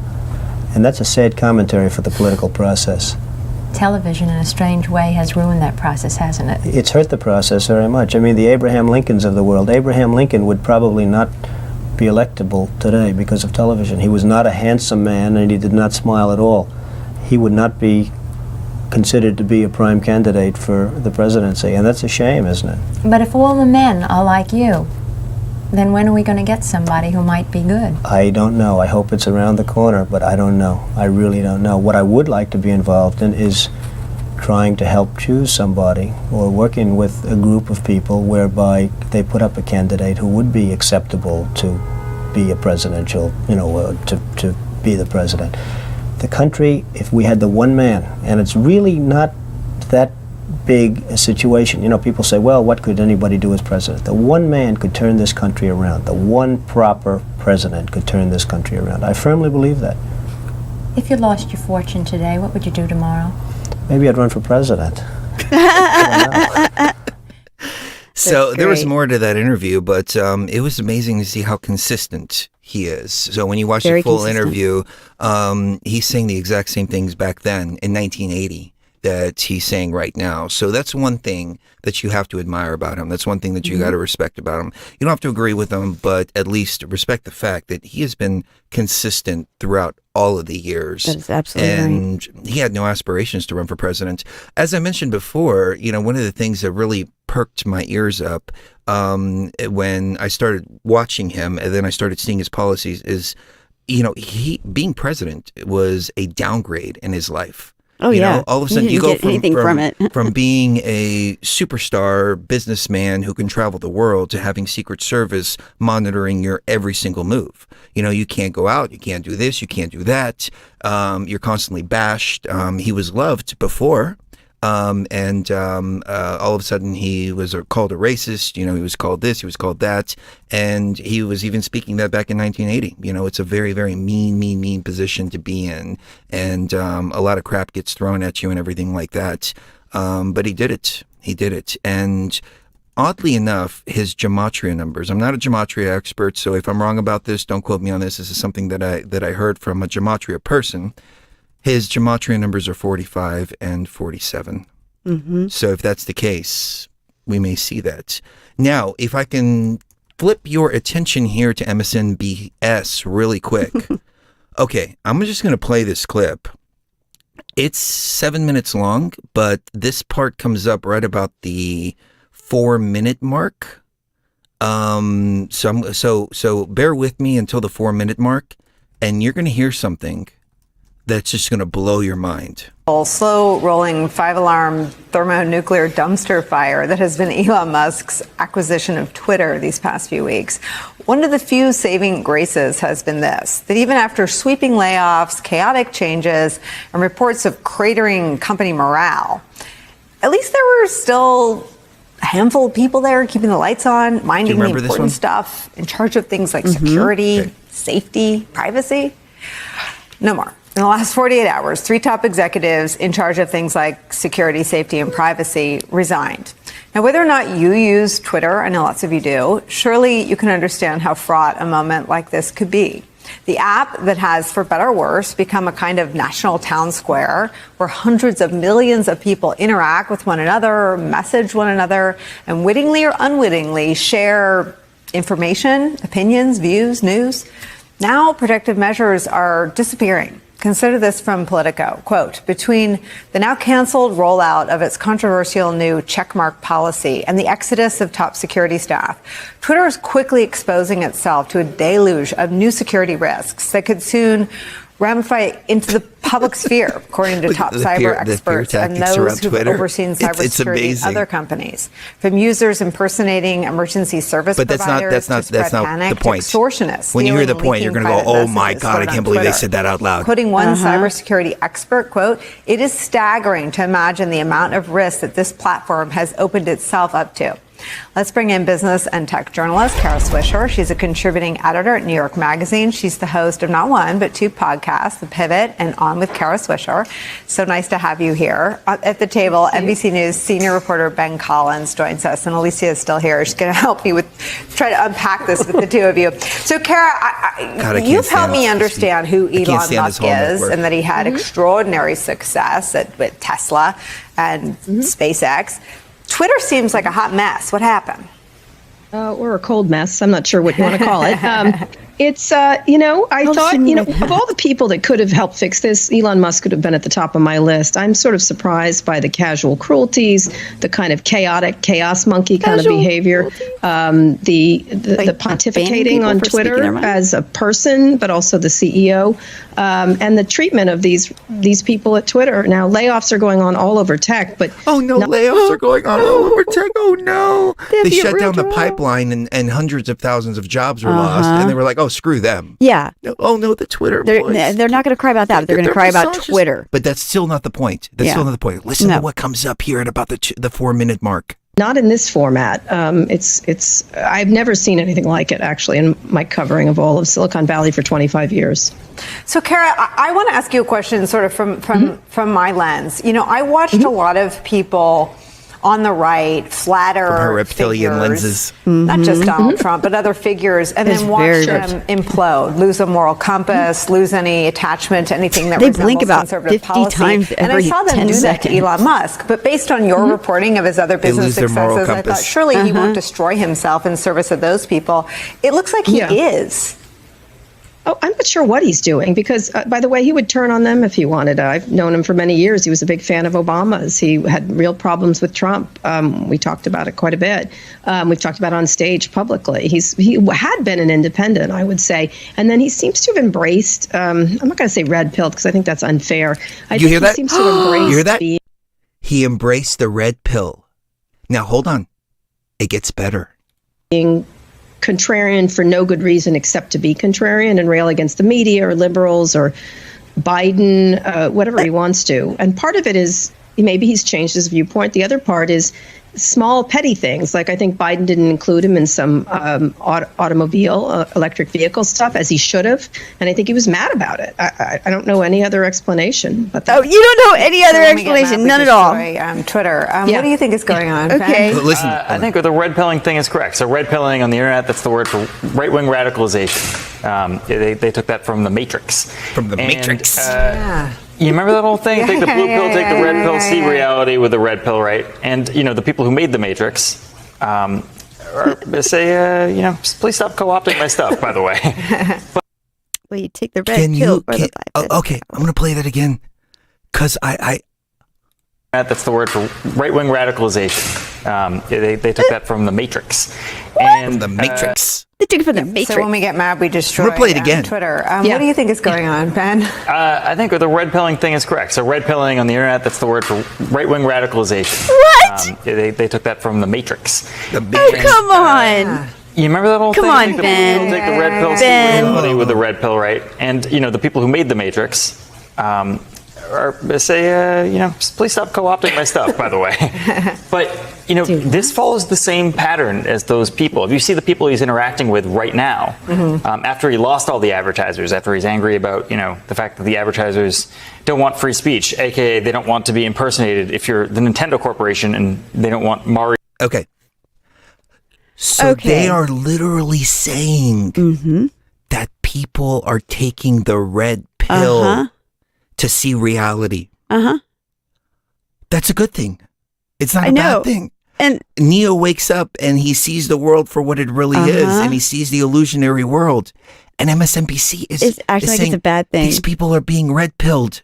It's a code for right-wing radicalization. I can't believe it. I can't either. I mean, this is just like That's the Matrix is broken. that doesn't even make sense. Why would they? Seriously broken. They're accidentally promoting it. Going on, Ben? They're accidentally I think the promoting red pilling thing is correct. So the red right pilling wing. on the internet, that's the word for right-wing radicalization. They took that from the Matrix. And you remember that whole thing? Take the blue pill, take the red pill, see reality with the red pill, right? See reality. I mean, Okay, they're not arguing with the fact that of anything they're saying. They're not arguing with anything the red pillars are saying at all. They're just saying that it's a code for radicalization, and that's bad, but they're doing it to see reality. What is going on? What what universe are we in? The Matrix is broken. It's got to be. I mean, that's. It doesn't even make sense. When it becomes so transparent, so apparent, it's insanity. I mean, I can't believe that they're actually using that, and this is what the quote unquote woke are using. They're like, oh, you've been red pilled. Oh, you've been red pilled. And it's like, yeah, that's what it means to wake up to That's the bullshit of everything. Awakened.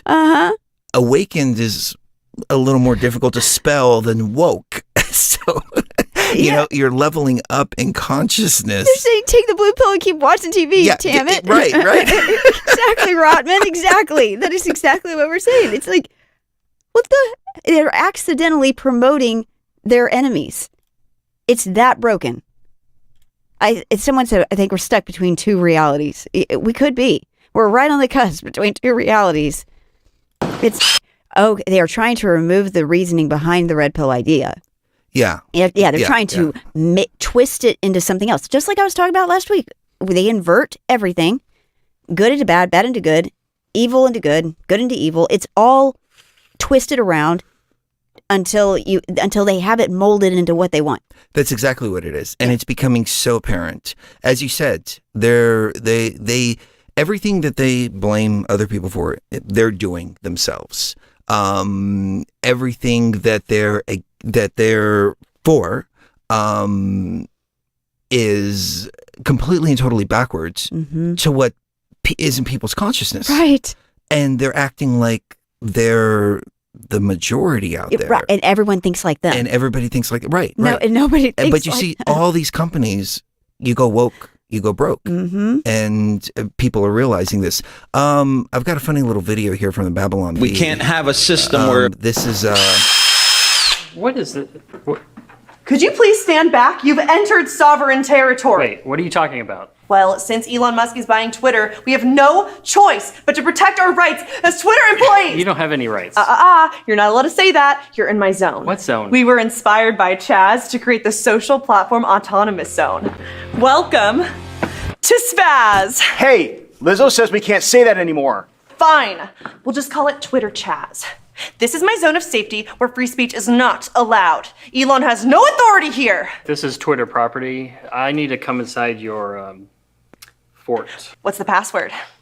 Is it LGBTQIA+? I told you we should have made it longer.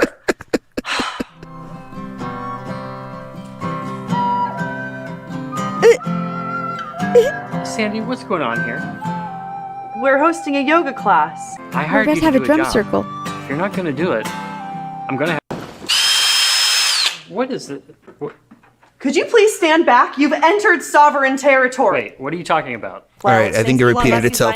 What I'm doing right now is I'm trying to find that video of that North Korean lady who was speaking about her experiences. Do you remember the one we were watching earlier? I remember watching it. Yeah, no, I'm looking for it right now.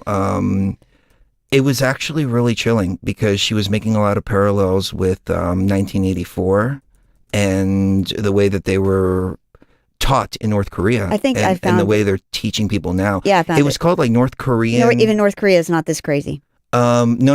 Is it a different one? Is it that lady speaking? I think it's, North Korean defector slams woke U.S. schools. Yes, that's the one. If you don't mind sending that over, because, I mean, that's the thing is a lot of these people escaped tyranny. They escaped Marxism. They escaped everything that this country is becoming. And they came here for that reason. Think of this for you.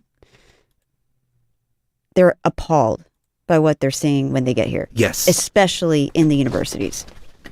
They're like, what the hell? This is a similar video, but it's not the video I was looking for. So I've got it in my history here somewhere. Here it is. I got it right here. All right. I need to start tagging these, but I watch a lot of these on the TV. I guess I can favorite it on the TV, you know, that way I can have them for later. But when I was born in North let me put this on the screen here so y'all can check this out. I mean, this is really, it's really chilling. You know, North Korean escapee, dire warning to America. Korea, we did not even have the word for love or freedom. So this is why it gets really concerning right now, living in America. There's a huge force trying to control what we can say, what we cannot say, what word is allowed, what word is not allowed. Now, at Columbia, they say, I cannot say the word white because it's oppressive to some people. Exactly. And in North Korea, they did the exact same thing. They removed the word like human rights and freedom and free market, of course. So we did not even know what that was. But my grandmother knew, but they kept it silent because they were afraid of getting killed by the regime. So after reading that book, I still somehow faced heavy discrimination in South Korea. Even though we are same people, South Koreans were not used to having immigrants. Unlike Americans, this country is a country of immigrants. So I decided to go to the promised land, to America, the best country in the entire human history. This is just not the best country in the contemporary world. This is the best country in the entire our existence. So I came to America, and I wanted to go to best university to study. So I applied for Columbia University in New York. And I came. And I had amazing dreams, like, you know, becoming an American was more worth than winning 1,000 lotteries. I couldn't believe, like, how can you be depressed if you're American? Like, you are free. I couldn't understand why there are homeless people on the street. And first, very orientation at Columbia University. The professor were telling me that all the problem that exists and that we had is because of white men, because of the capitalism. So that really made me think, like, somehow did I time travel back to North Korean classroom? Actually, there's a meme. They say actually Kim Jong-un attended Columbia and perfected his ideology on hating West, and taught us in North Korea the exact same narrative. I believe that, and then one day I asked my professor, like, I do think men and women are equal. Listen but to what he we said. are not the same.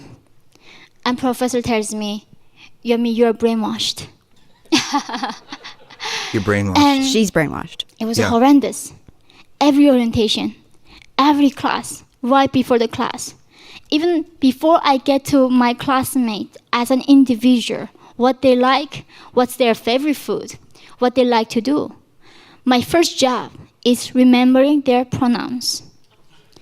If you don't, you're a bigot. You might get kicked out of the university. So instead of in the lecture, there's a survey lecture, it's 50, 60, 100 students. All I need to pay attention to is what was it, they pronoun, right? And it makes you paranoid. And the professor telling you that we need to stay woke because the enemies, the systemic oppression is everywhere. Exactly what North Korean regime does, making us paranoid. Yeah, making them people scared not of the outside trusting world. each other. Scared of each other. Think about that. That's exactly what's going on right now on every level. I mean, we just played that thing about Twitter, and they're trying to scare the hell out of everybody about Twitter, a social media platform. Exactly. Which means nothing. But they're trying to make this big scare out of it. While downplaying the actual threats, which are bombs going off in other countries, which are leading us to World War III. Divide people. And here's another really same thing that I cannot believe it was happening in America is my professors were telling me that math is a racist. And math is a construct of white men. So Math is a construct of white men. That's interesting. I remember this story because I remember at 7 going to North Korean classroom. My professor one day asked me, Yomi, what is 1 plus 1? So what do you say? 2, right? Yeah. But my dear leader found that's not the truth, because if you add 1 drop of water and then to add another drop of water, what does it become? It becomes bigger one. So it's not 2. That's why math is racist and white man's construct. So you should not believe the math. Exact same narratives are happening in the heart of America, in Manhattan, in the one of the best academic institutions was happening. So that's when I realized I actually might lose this country again. Like someday I thought like maybe do I bring dictatorship wherever I go? Is it some my life luck that I need to keep fighting tyranny or something? Because when I come to America, I didn't expect this. It's hard to laugh along with her, even though she's trying to be lighthearted about it. It is really difficult to laugh along with her because it's so true. And it's not like we haven't been warned before. I mean, this is literally straight out of 1984. And it started with the Common Core math, and now it's going into math is racist. I remember a movie, it had Christopher Walken in it. I don't remember the name of it, but it really stuck out to me. He played the angel Gabriel, I think. And they were down on Earth. Oh, I don't know why I don't remember this movie. And he was looking for something or somebody or something like that. It was about a bunch of angels that were down on Earth.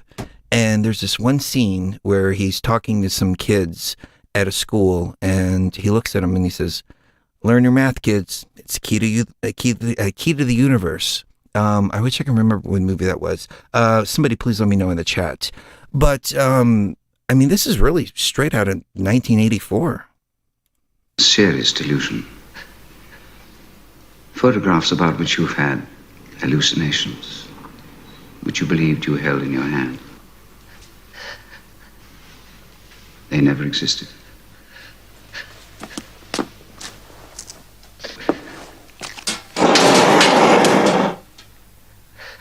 The prophecy. That's it. Winston. Thank you, James. They exist in memory. I remember. You remember. I do not remember. Only the disciplined mind can see reality, Winston. It needs an act of self-destruction, an effort of the will. Do you remember writing in your diary, freedom is the freedom to say 2 + 2 = 4? Yes. How many fingers am I holding up, Winston? 4. And if the party says there are not 4, but 5, then how many? 5.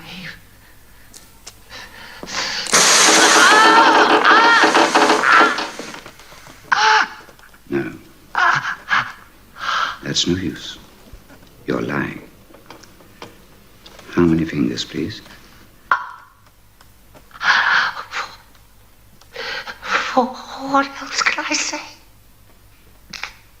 5, 4. Anything you like. Only please stop me. Yeah, I'll tell you whatever you would want Stop the me to tell you. pain.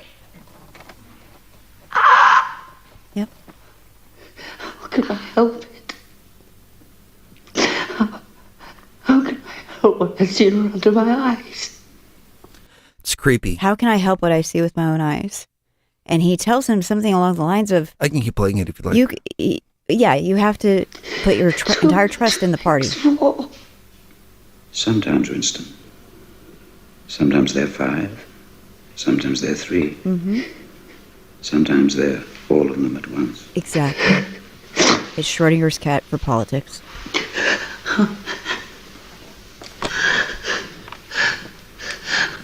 Neither the past, nor the present, nor the future exists in its own right, Winston. Back on the rack. Reality is in the human mind, not in the individual mind.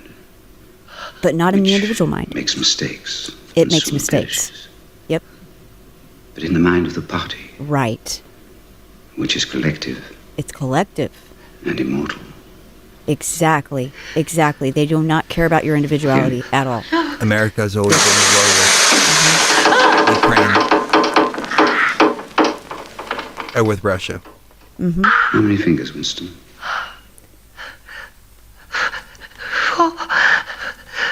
4. I suppose there are 4. I tried to see 5. I wish I could. Which do you wish? To persuade me that you can see 5, or really to see them? Right. That's what it's about. Really to see 5. Not just telling him that you see 5. But really believing that there's 5 fingers. Ooh, this is brutal. I forgot how brutal this movie was. Yeah, it was bad. How many, Winston? I know what dislocating joints feel like, and it's horrendous. I don't know. I don't know. I don't know. Better. That's better. I don't know. The party knows. Yep, exactly. The party knows. The individual doesn't know because the individual mind makes mistakes. It's getting crazy, but getting if I can play one more little clip for you guys, there's a big controversy around women's rights. I'm all for women's rights, 100%. I'm all about equality. There are some women activists out there that want to have the rights the same as guns. And I came across this little Babylon Bee video that I thought was pretty cute. Cherie was laughing along with me. It's a little misogynist, but since I got female approval, I feel like I can play it. What do you think? I think it's pretty funny. It's so this is if women had the same rights as guns. All right, y'all are gonna get a kick out of this. You haven't seen this. We're here live at a local protest where a bunch of emotional women are upset about something. What else is new? Am I right, guys?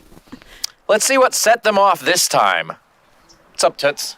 A woman should have all the same rights as guns, and we're not leaving until we get them. Yeah! So you want women to have the exact same rights as guns? Yeah! And you won't leave until the government agrees to that? No! No, I would say no, like we're not gonna leave until we get them. I'm saying we're not leaving. Yeah. Oh, okay. So, no. I can totally see our friend saying that. Well, yeah, we're not leaving. Woman! There's a woman over there! What? There's a woman outside! Oh, dear. All right, miss, you're coming with me. I'm sorry, officer. What is this about? Women now have the same rights as a gun, and here you are outside, unregistered, unconcealed. Where is your owner? No one's gonna put up with Where's your This is owner? ridiculous. Don't make this harder than it already is. Hey, I'm gonna get a lawyer. This is insane. I have rights according to the Constitution. That's right. You have the same rights as a gun. It's the law. Not so fast, woman. What? You're gonna have to get in the trunk. You have to get in the trunk, locked up securely, separate from your ammo. Locked up securely, away from the ammo. That part of the analogy out yet? It's probably your makeup or something. Just get in the This trunk. part of the analogy is part of your makeup or something. It's the law. Where do you hilarious. think you're going, woman? I'm going to work. Didn't you see the sign? Let me guess. It's the law. Come on, let me say it. It's the law. Never mind, the moment's passed. Hey there, I'm here to register my woman for concealed carry.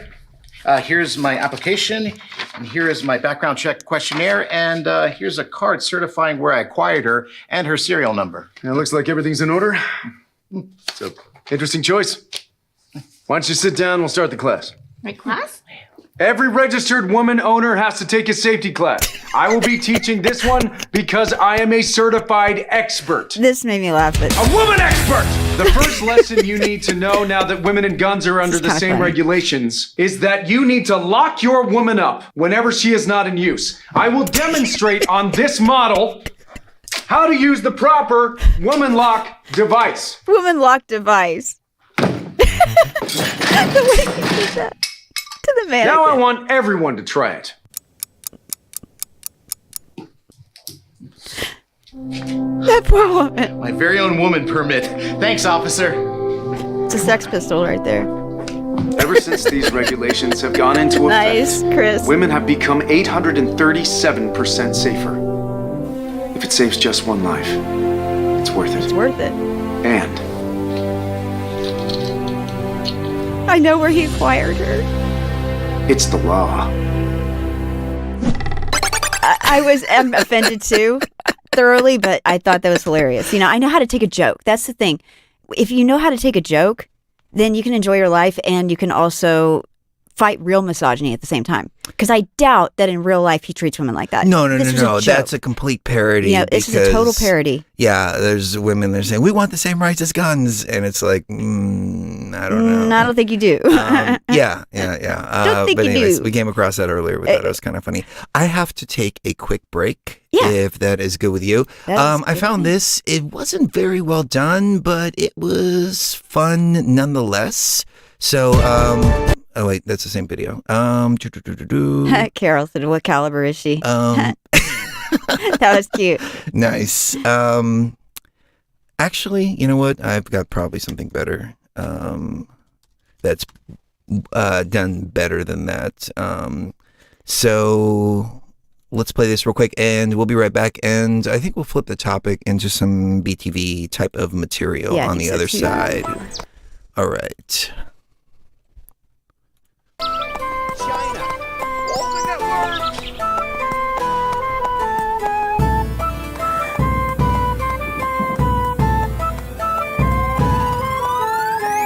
MAGA, ultra MAGA king.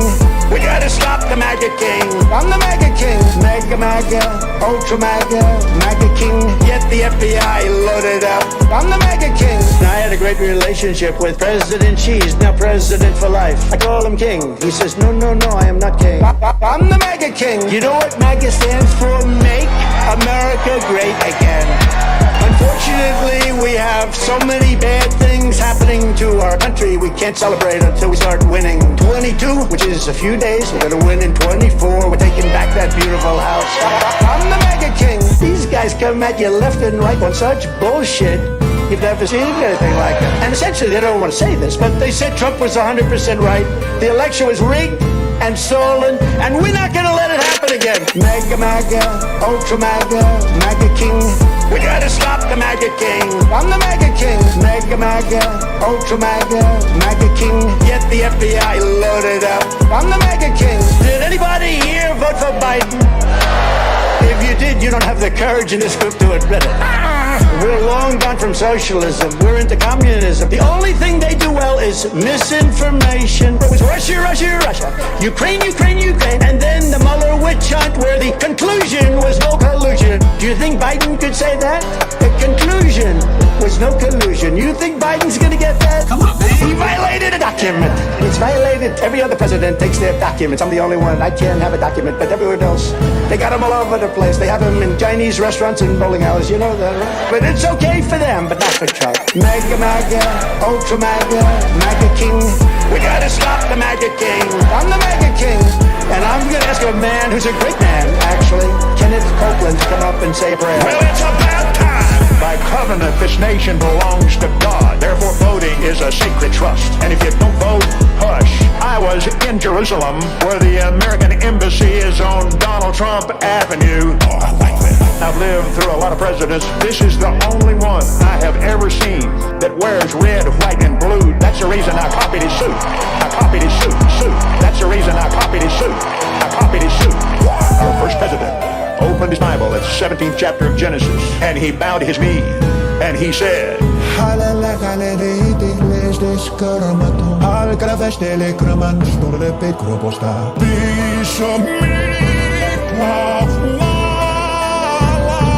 the MAGA king. MAGA, ultra MAGA king. We gotta stop the MAGA king. I'm the MAGA king. MAGA, ultra MAGA king. Get the FBI loaded up. I'm the MAGA king.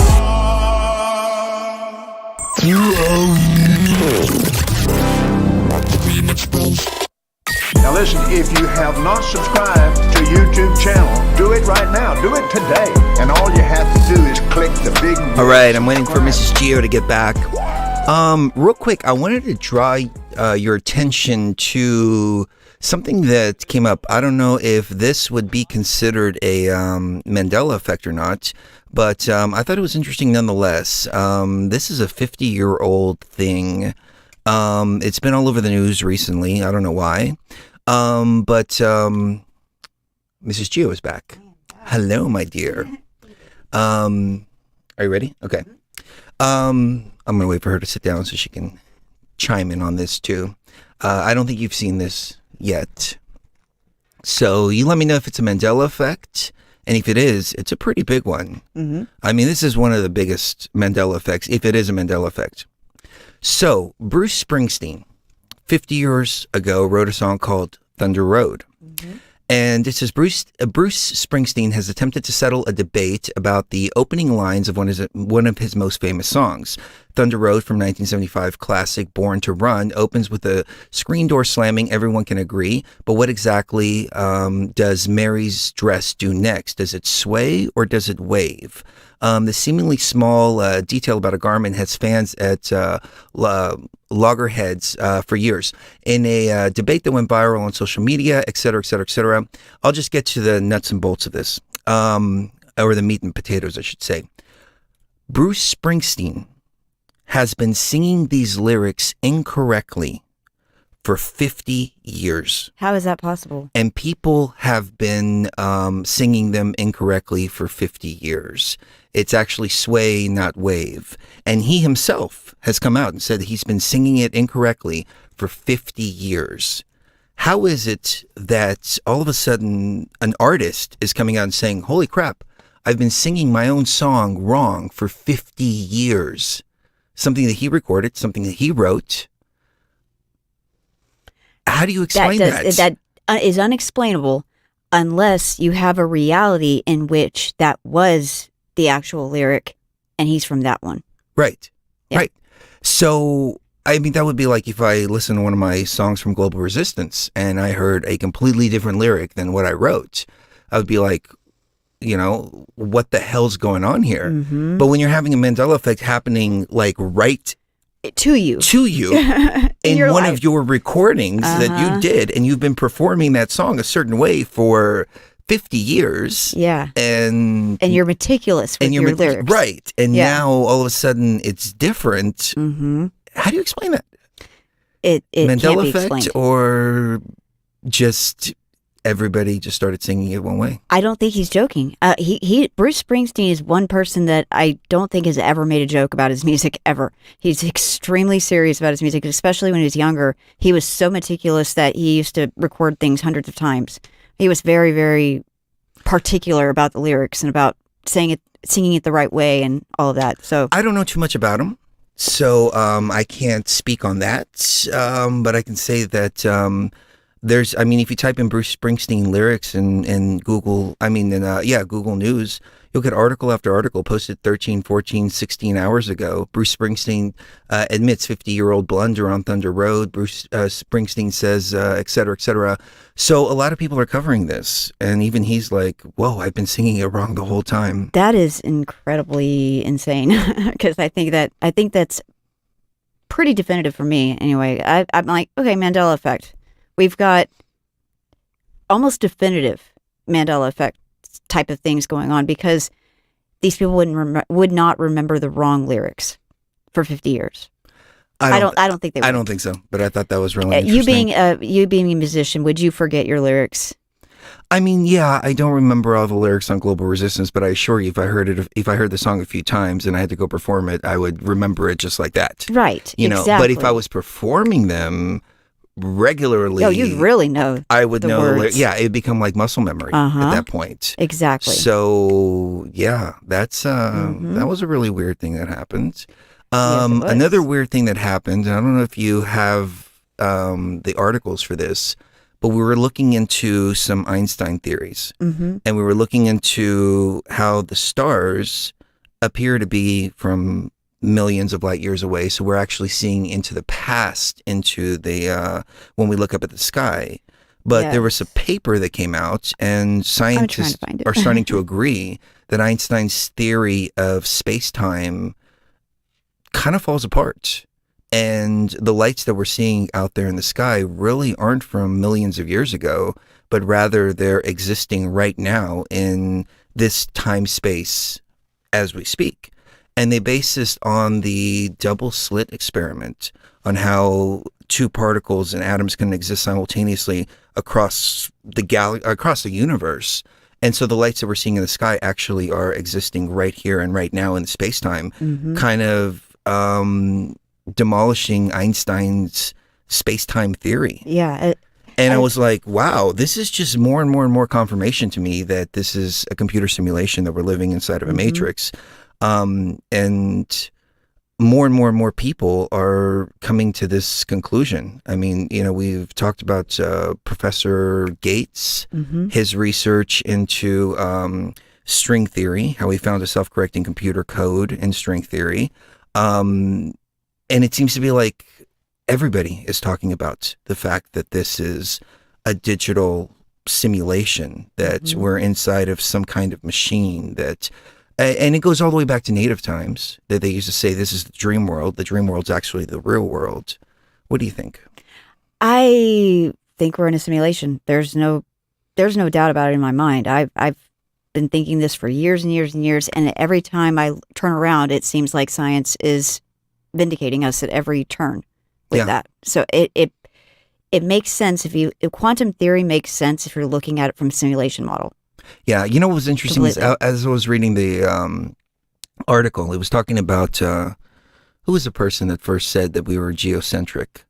Copernicus, yes. Or no, he was the first one that said we weren't. Oh yeah, that's right. But it was believed that we were geocentric at first, and then it changed to, well, wait a minute, maybe we're just one planet going around the sun, and then it's a whole universe, and so on and so forth. The science seemed to change.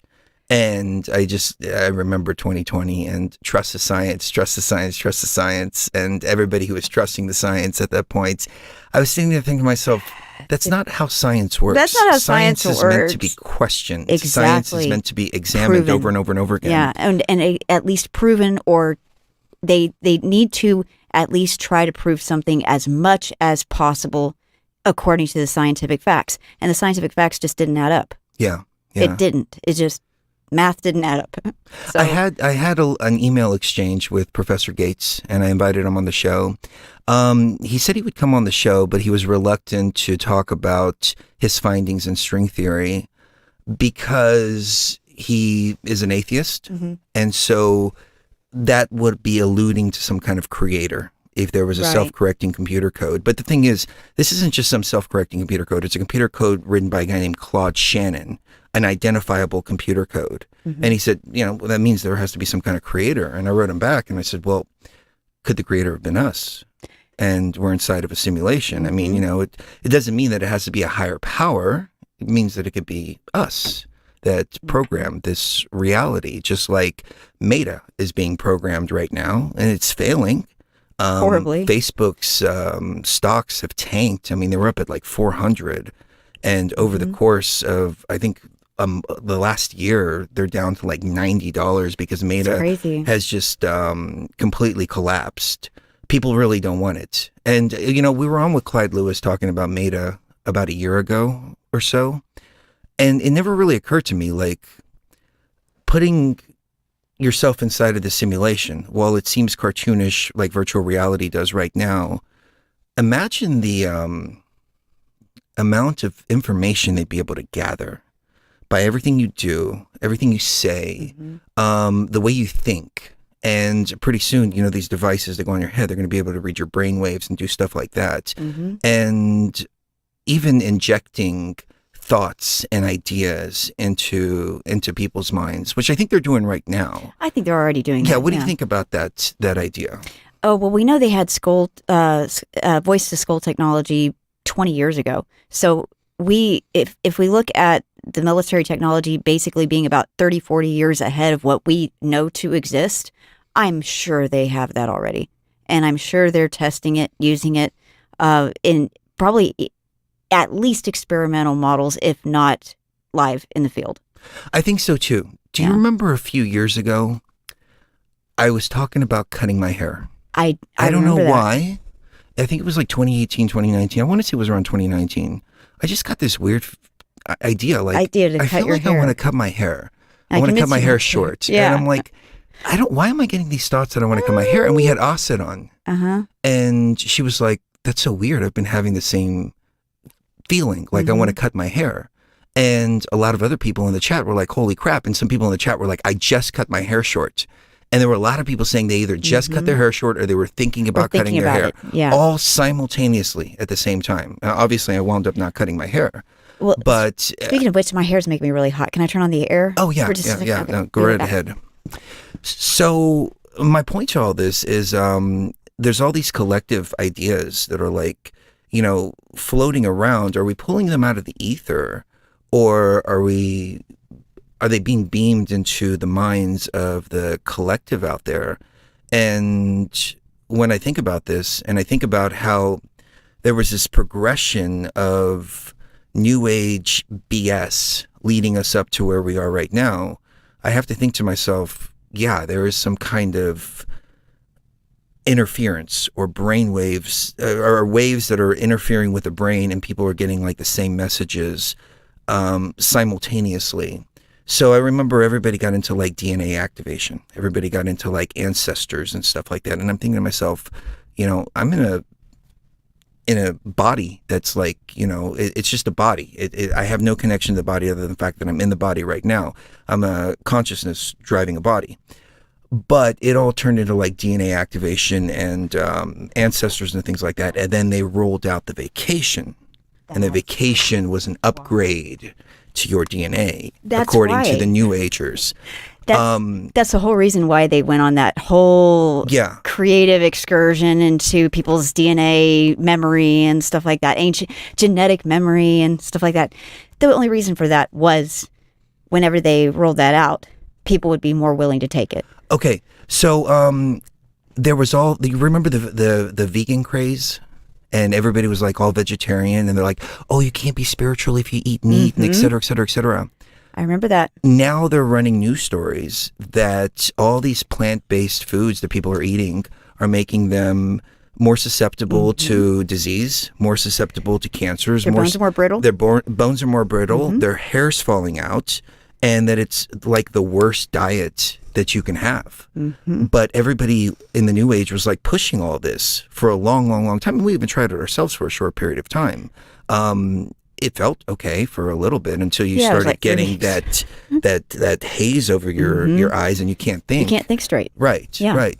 And you know, people are going to like, you know, the Impossible Burgers and all kinds of stuff like that, and they're realizing that like that's like plant garbage. That's all it is. Like, it's just plant matter that's left behind after they actually get the nutritious parts of the plants into the food. They take all of the extraneous plant matter that doesn't really belong anywhere near a human body, and they make that into something edible. Yeah, that's essentially what they're doing. Yeah. It's really disgusting, actually.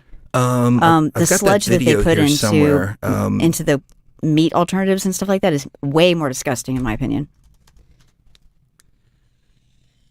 What are we looking up? This video here. Like I said, I gotta hand it to my Australian brothers and sisters. I say this on every show. You guys handled the lockdowns amazing. You were under the most pressure. It was not covered at all. And then Sky News has just been hitting it out of the park. It's been incredible. But yeah, this just came out on Sky News. Guess what, folks? A plant-based diet is not all that healthy for you. No. Who'd have guessed, James and Rita? Who all that eating, bugs or plants or whatever it is, and you might end up with everything from, bone diseases. You've got anemia, you've brittle bones, you've got hair loss, you've got all sorts of illnesses which come from these plant-based diets. So next time someone tries to convince you to go and have a plant burger or whatever it is, or a plant steak, you'll be relieved to know, James, as our resident culinary expert, that you are now entitled to say it's not going to do you any good at all, necessarily.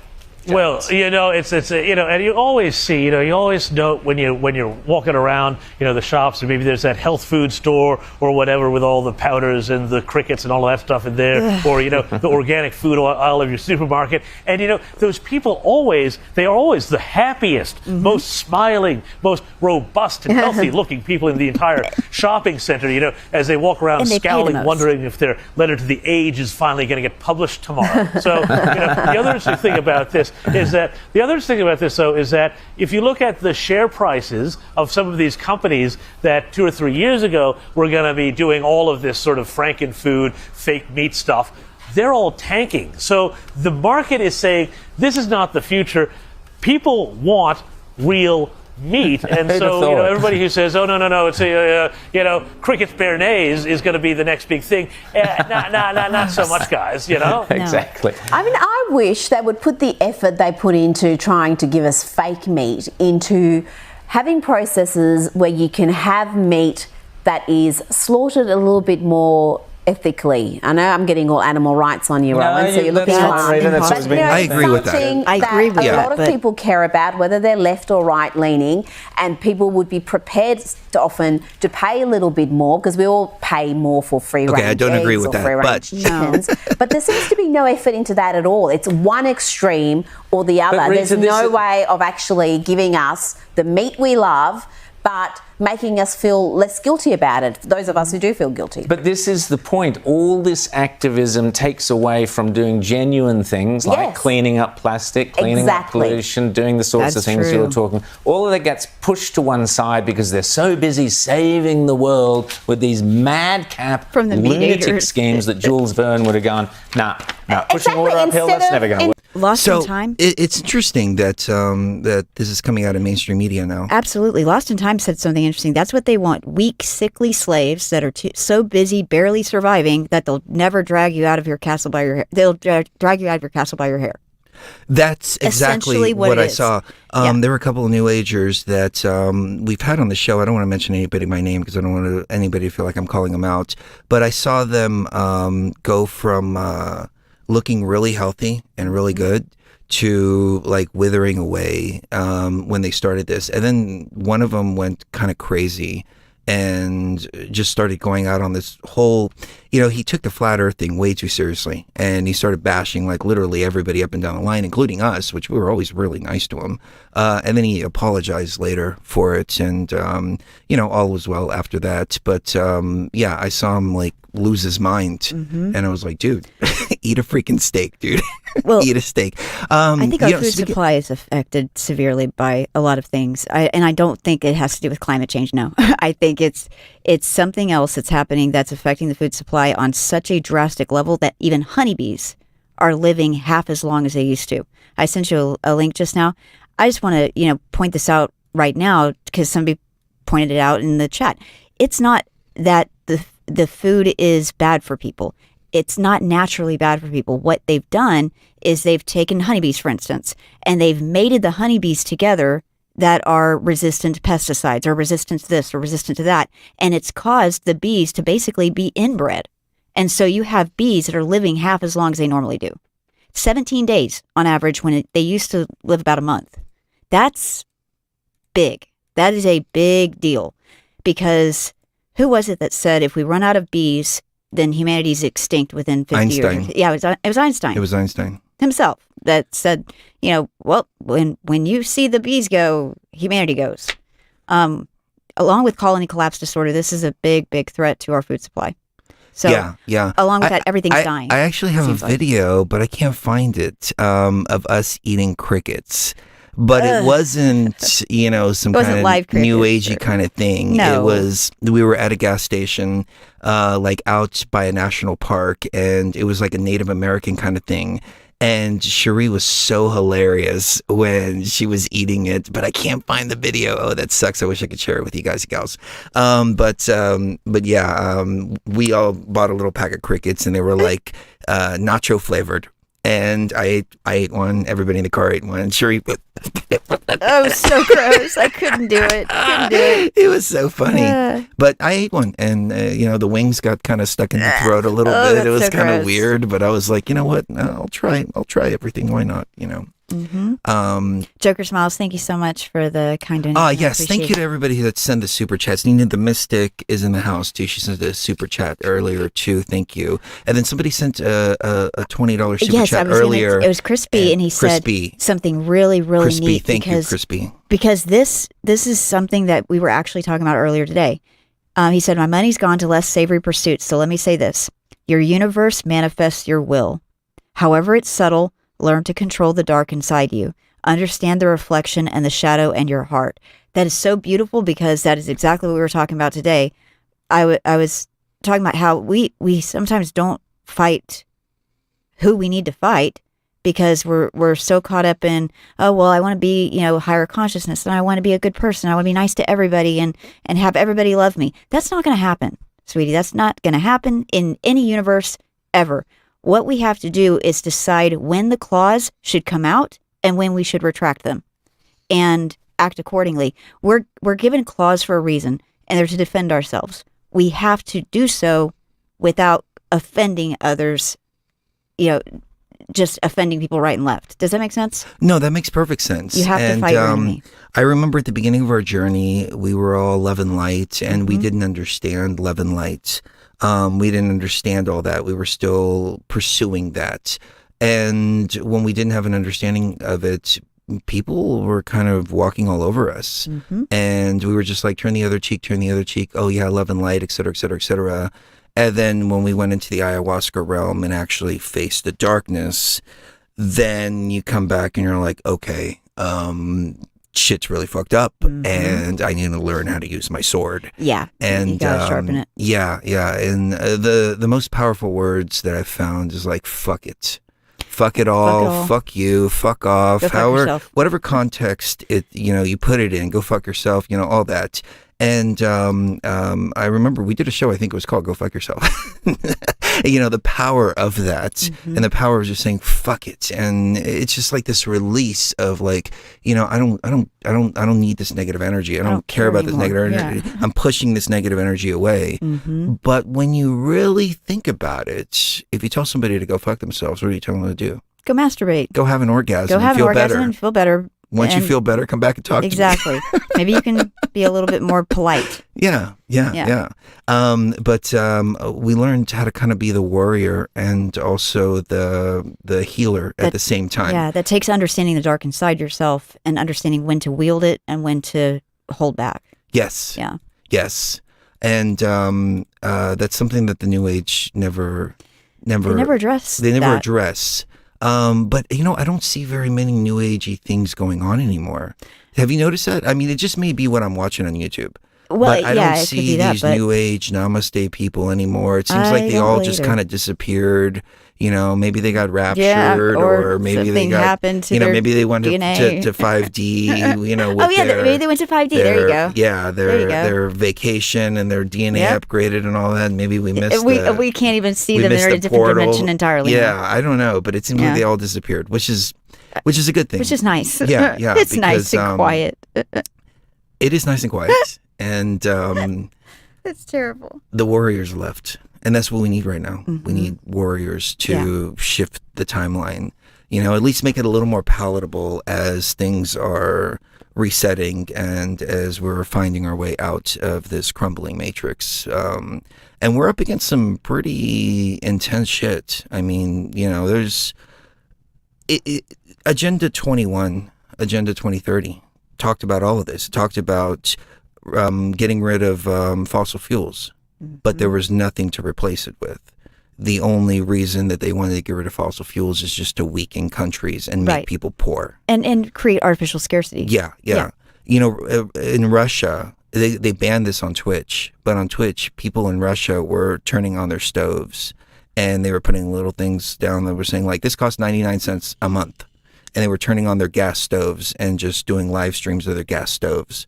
While people here in the U.S., their heating bills are going 30%, 40% higher. And we're coming up to winter and people are having to face this very real reality, which we would look at the Soviet Union and think, oh, those poor people over there are freezing and starving. And we're finding ourselves in the very same situation right now because of this whole climate change, green bullshit agenda, which is really Agenda 21, Agenda 2030, which includes veganism, includes eating crickets, includes not eating meat. Right, not eating meat. Being all of taxed that. Out the wazoo for meat. Yes.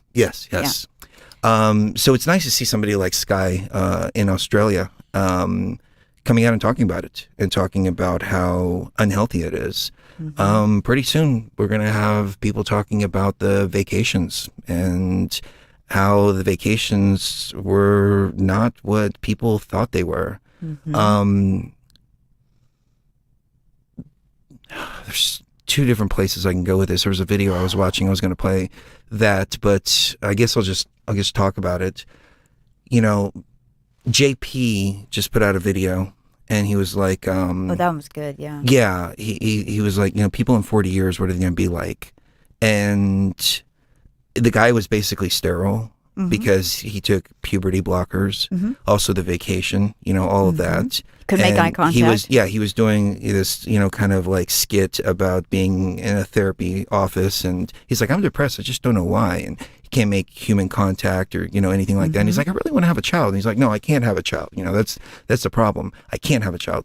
And the way they're pushing all this on people, this whole woke thing, it's all a big depopulation. It's all a depopulation agenda. scam. Yeah. That's all it is. It's a depopulation scam that's meant to make people sterile or not want to have babies. Right. Just like the vegan thing, to make people weaker and all of that. And they're jacking up the prices of everything, which is it's a chilling thing that is coming up, and possibly World War III. You know, I heard something one time. That's why we started the show with watching Trump. Exactly. Because that feels like it might go in a better direction. As I said before, he did say a few things that bothered me, but 90% of it, we'll have to see. We'll have to see. I mean, they have been talking about meat intake when it comes to men's sperm count. And I don't agree with a lot of the data coming out, because I think they're fudging the data to make it look like men that eat meat have lower sperm motility. But guess what? I think they have a higher sperm count. So like, it's like 6 one way, half a dozen the other. Meat actually is something men need in order to be virile. That's true. But I really you know what they're believe doing, though, is they're pumping the meat up with antibiotics exactly. and hormones. And then that's raising the and estrogen so that's levels raising the estrogen in the levels. boys. And so it's Yep. like you're damned if you do and you're damned if you don't. Yep, exactly. And so even if you're not taking hormone blockers, let's just say, you know, for the sake of argument, you're against hormone blockers, but you don't pay attention to what's going into your child's body as far as the meat, they're still getting lots and lots of estrogen and lots of cancer-causing hormones that are eventually, you know, going to build up in that body. And so, you know, grass-fed, organic. You know, one of the things he BTV. mentioned in that video is that this was, you know, what people who were born now 40 years later will be like. And the therapist, he's playing both roles, but he's like, the therapist is going back and he's like, so, you know, you seem to have a problem with a socialization and communication. You know, did you ever have any weird experiences, you know, where you were isolated? He's like, no, well, you know, I mean, you know, when I was about 3 to 6, you know, I really didn't see anybody's face. I didn't see faces. During 2020, 2023, you know, around this time. Yep. And while it was funny the way he presented it, it's a very real concern. Yeah, it really is. About what are these kids when they grow up? What are they going to be like in 20 I mean, years? I remember we went to the pet store and I took my face diaper off. And, well, I take that back. I walked in without one, and the puppy saw me and was like, oh my God. And I went to go pick up the puppy, and then the lady came over and she's like, hey. You have to put that on. Yeah, you have to have that. Yeah, you have to have that on. And we wound up walking out. But I was thinking to myself, that puppy's never really seen a human face. A face. I mean, they might have, you know, when they're being taken care of after work, but for the most part, you know. I hope so, because that is so antisocial, it will result in pets not being able to socialize. Because if they can't see a human face, they don't learn to recognize human interaction. And so thus, when you're making an angry face because they peed on the floor, they have no idea what's going on, or why you're suddenly swatting them or whatever. And because when they were puppies, they didn't socialize properly. And they didn't learn that frowns are bad and smiles are good and all of that, because they never saw them. So think about the socialization skills the children are going to have that were born, you know, a few years ago, you know, up till now. Some of them have gone hours and hours and hours at a time, 12 hours at a time without seeing a human face. Yeah, think about the ones born in 2020. Yeah. Or born in 2018, 2018 and 2017. 2017. Yeah, those are the ones I'm worried about. Yeah, because they're socializing. They're first, they're developing 2, their 3 years little old. They're minds. developing their eyesight. They're developing their brains and everything like that. And all of a sudden, everybody's walking They're around. going to be with their autistic and face stuff like covered. that. I really believe that because they saw with babies and monkeys that are isolated and abandoned or alone for long periods of time, they do not socialize well. They hurt other of their kind. They don't understand other people. They have trouble reading people's emotional cues. It's very much like autism, and except it's induced autism. And this is the saddest part about it, is that it's all induced, and it was all a scam, front to back. Well, if my calculations are correct, we don't have to worry about that because this place is going to shut down here pretty soon anyways. So, we'll see how that goes. I think that's why things are happening the way they are. It seems to be crumbling. Yeah. It really does. And I'm seeing more and more videos of quote-unquote glitches in the Matrix, things like that. And really just everything coming to the surface, mainstream people talking about UFOs and alien technology. In a previous show, we covered this company that's right here in Las Vegas, that's right out of Nellis Air Force Base, that's right. ready to reverse engineer UFOs. And they're pretty much open about it on their website, and they're based at Nellis Air Force Base. Everything is coming to the surface. Yeah.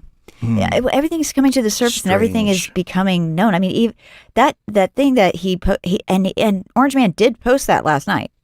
He just pulled it this morning because I think he thought better of it. But yes, he did post that thing saying, it was him on one side and basically Moloch and stuff like that on the other. And I think that is a clear indication, along with the fact that he was the only politician I've ever heard, because he's not a politician, number one, but he's the only one I ever heard mention the pizza-related stuff in such detail. He said what they do is they go, across the border, they go to bus stops, they go to, places where kids are, they grab them, they put duct tape over their mouth, and they bring them over the border, and they sell them for sex. Or they make them drug mules. And it's terrible, and it needs to stop. He was the only one that I've ever heard say that. And that's what made me have a lot more faith in him as a person and as a leader. He was really big on that. Yeah. Here's a question, though. And this is something maybe you guys and gals in the chat can help me out with. And maybe you can help me out, Cherie, or anybody in the comments. The whole Q thing, we never went down the line of. It was incorrect information all up and down the line. Like everything that came out of quote unquote Q was incorrect. There's no denying that. But he kind of ran with it on Truth Social. A little bit. And he posted a few things with, with the letter Q. And then I think it was one where he's wearing a lapel with Q and all that. So what's going on? There could have been an actual Q. I think. And then that's the problem with that whole thing, though, is that anybody can post. Mm-hmm. Anybody can say that they're an AI talking or whatever. Yeah, anybody can do that. Mm-hmm. And so, how do you know what messages are coming from where, and all that? That was the one thing that was like, no, I don't want anything to do with this. Okay, I think at first it was a legitimate thing. I don't know if it was actually an AI, but I do believe that at the beginning of the whole QAnon thing, it was actually a thing where it was either an AI or a bunch of people working together to try to disclose information without having to go through the usual channels in order to do so. Because people that have tried to go through the normal channels have gotten killed. Well, Fran in the chat said there was a ton of correct info. So if you can fill me in on that. Yeah, please. That would be great. I'll keep an eye on the chat because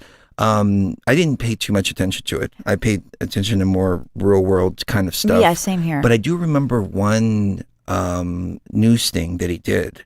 And this was during the whole zombie virus thing. I don't want to use that keyword, even though I think it's okay to nowadays.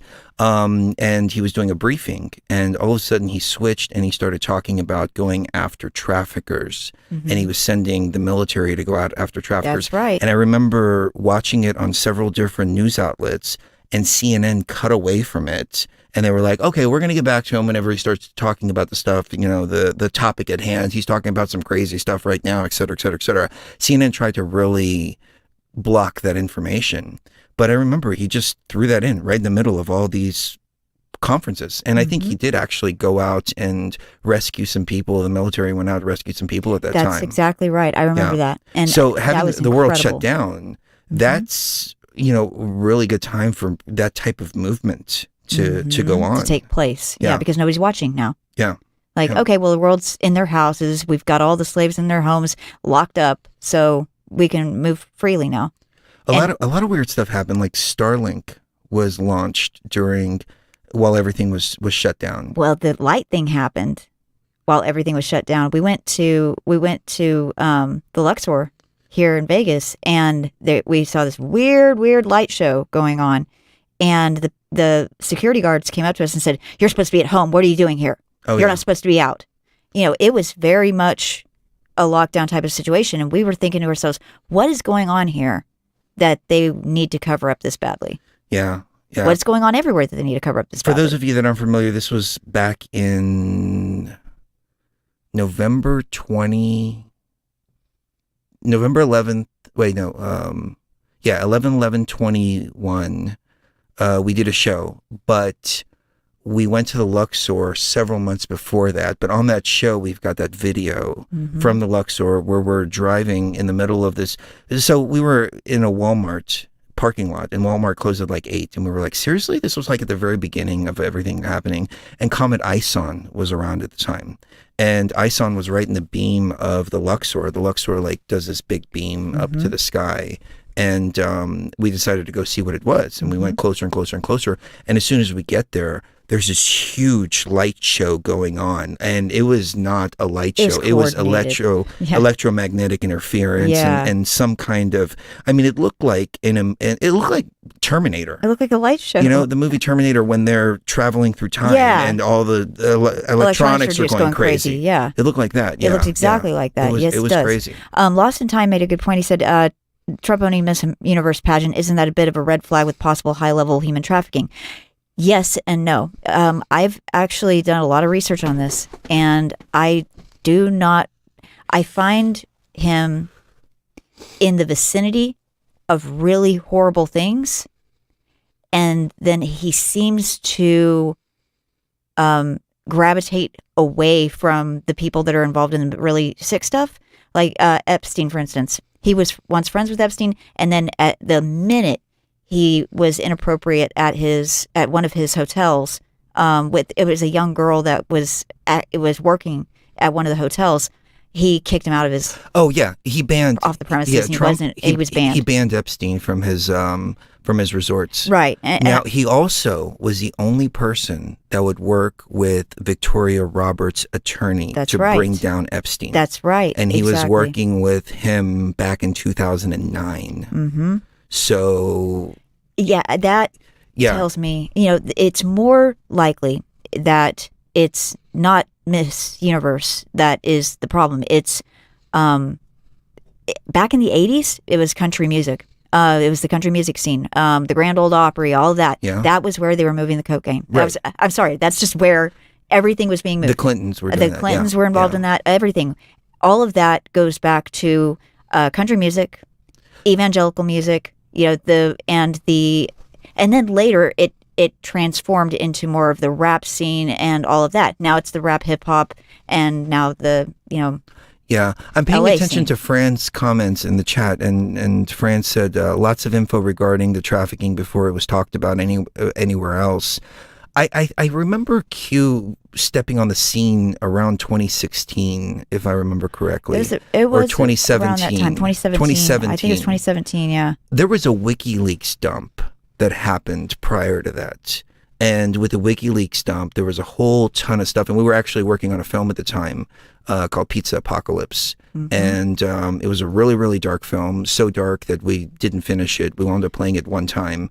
But we did do a broadcast where we talked about all the research that we had done. Because I was just like, I can't work on this film anymore. I just can't do it. I need this out of my consciousness. It's too dark. Yeah. So going back to 2016... October 2017, that's what he said. Okay, yeah, October 2017 is when Q came out. Yeah, all that stuff was already out there. Yeah. And we were working on a film at the time, and all that. So there was that. Yeah. Some of it was misdirection. And I remember the Wayfair thing. The I Wayfair remember thing, that. That was total poison hoax. fruit. Yeah. Poison fruit, guys. Poison fruit. Yeah. But I think, when you have hoaxes like that, I think it just goes to show that there's something real that's being covered up. And they're scared.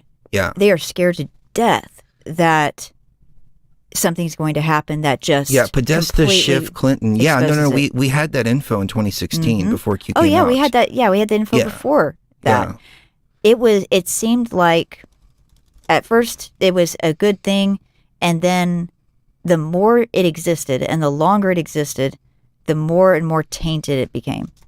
And when I say tainted, I mean with very easily debunkable information mixed in with good information. You can have 98% sweetener, but it's that 2% rat poison that gets you.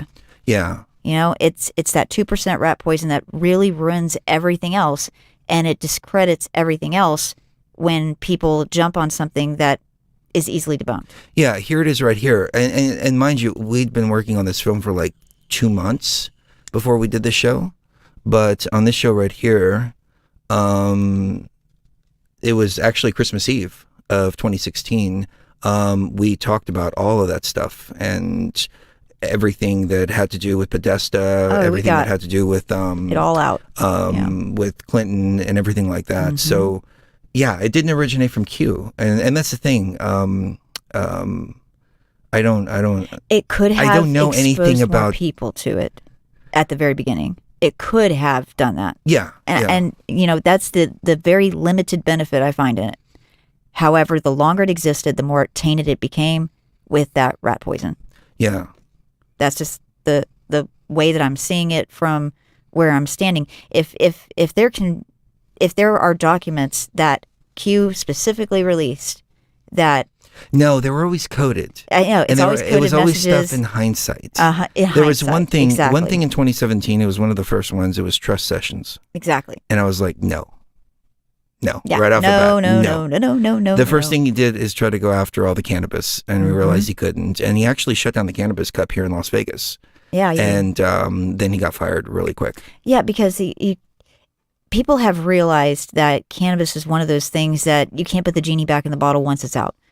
That's stupid. You're never going to be able to do it. And also it's taking money away, really needed money away from the local and state governments when you do that, because they are taxing it quite a bit. And everything that comes in, didn't they give people the money Washington back and Colorado? In Colorado, yeah. The attorney generals were going after Sessions, and they were like, "Hell no, you're not going to come after the cannabis." No, this is a moneymaker for us. Yeah, no, Colorado. They have a law in Colorado that if they have a surplus of taxes, they have to give refunds to people, back to people, and they had such a surplus from taxing the cannabis that people were getting checks in their mailboxes.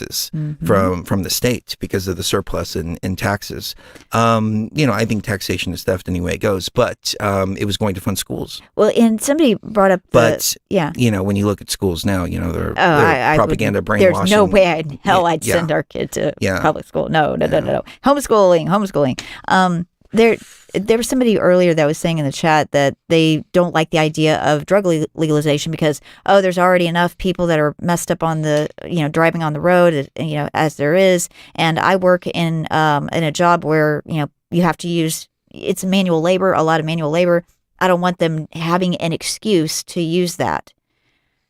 Okay. I said, if you have a job that requires you to be, on the ball and completely have your hands not shaking and be with it, then it's your responsibility and your duty to not partake in that until you get home.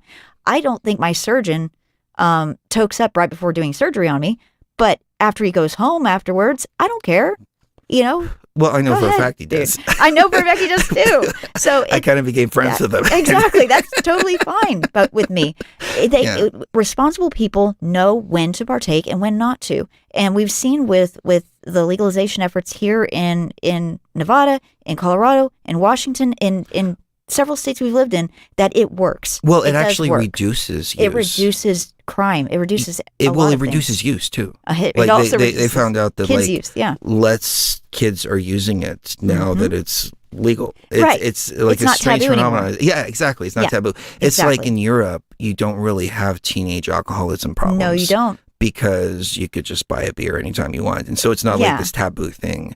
But no, I understand what the listener is saying. No doubt. It's one of those things that with freedom comes responsibility. That is exactly right. It's but a small price to pay. my concern is saving lives and quality control. And a lot of people are dying from quality control problems. Right. And a lot of people are dying from cops shooting them. And poison and being poisoned, thinking they're taking one thing and they're taking something else. Right. And that's not even mentioning the police state everybody stuff. is talking about this problem. Like, fentanyl. That's all you hear about on the news. So there's only one way to solve the problem. Yeah. I mean, you had Al Capone running around and doing all of that. Right. You just create... if you want to put the cartels out of business, then you've got to legitimize the business. Right. They ended prohibition, and then pretty soon, a lot of their business was gone. Yeah, I mean, you don't see bootleg liquor sales and all that. Like, you don't see the guy in the corner going, "Hey, man, I got some homemade whiskey here." Some whiskey here. Yeah. No, that was a horrible time for America because people that were just regular Americans were suddenly criminals.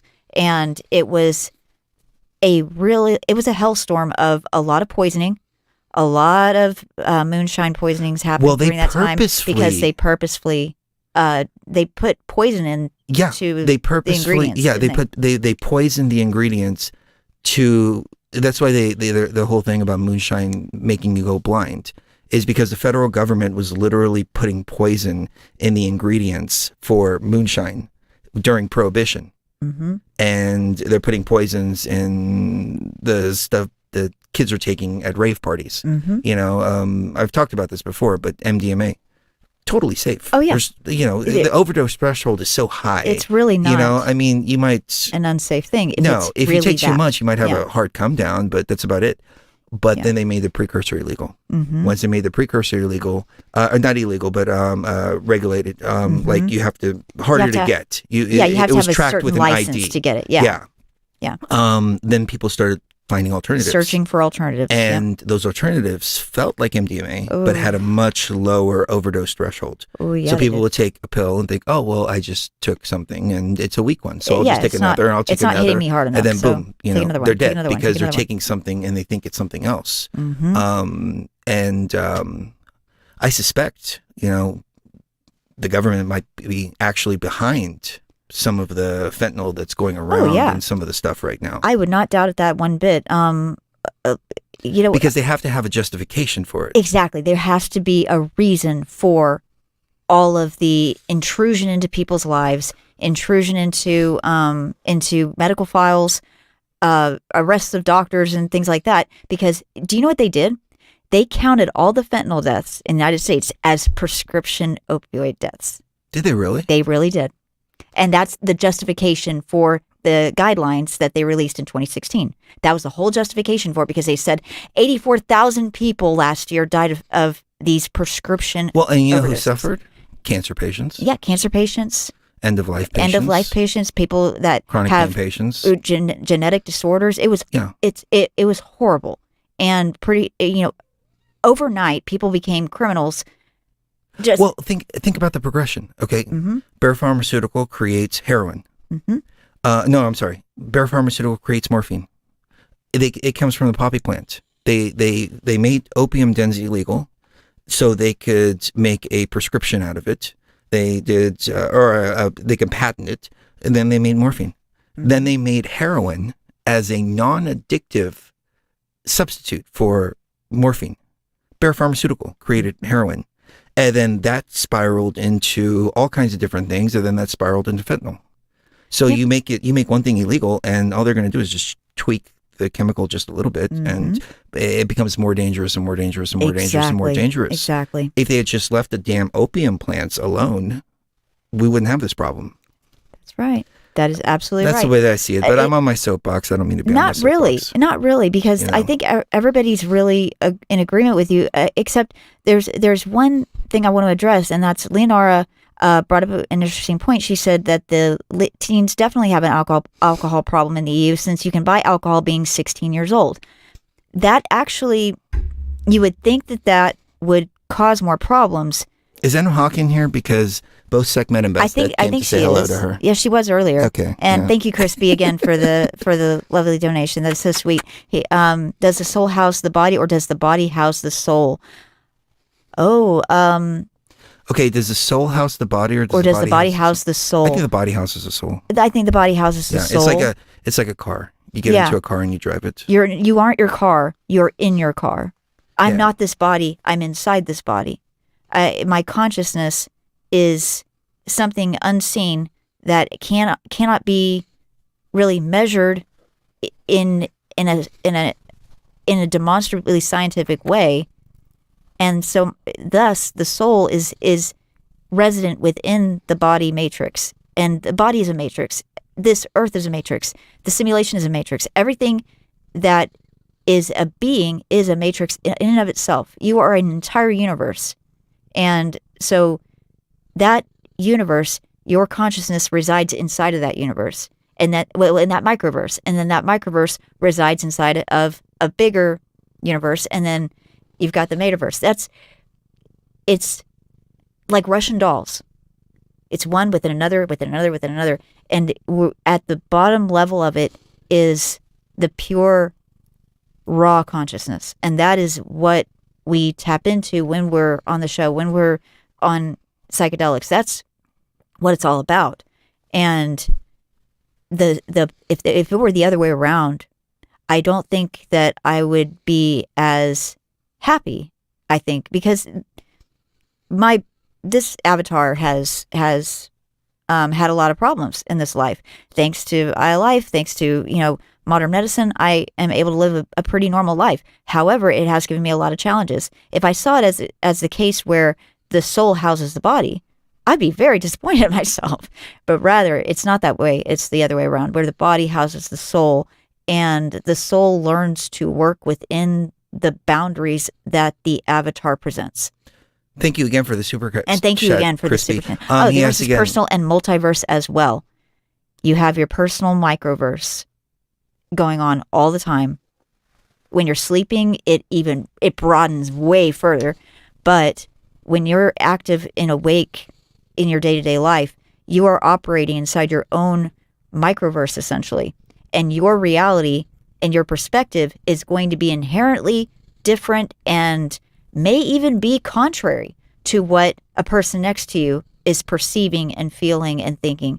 And the interaction between those two universes is what sociology is all about. It's about the interaction. It's almost like when they show two galaxies like colliding with each other. That's essentially what we do every time we interact with one another. The problem is we don't see things the same. People can't see things the same. That's impossible. You would have to have the same eyes, the same brain, the same consciousness in order to see things the exact same way as another person. And this is what causes conflict. Same experiences. Exactly, the same experiences. And this is what causes conflict between people. It's misunderstanding. Understanding brings it brings a contentment, because now I understand you. I understand your perspective. I understand what you mean. Okay, now I get it. That is the most comforting thing about this reality, is when you can understand other universes. Wow.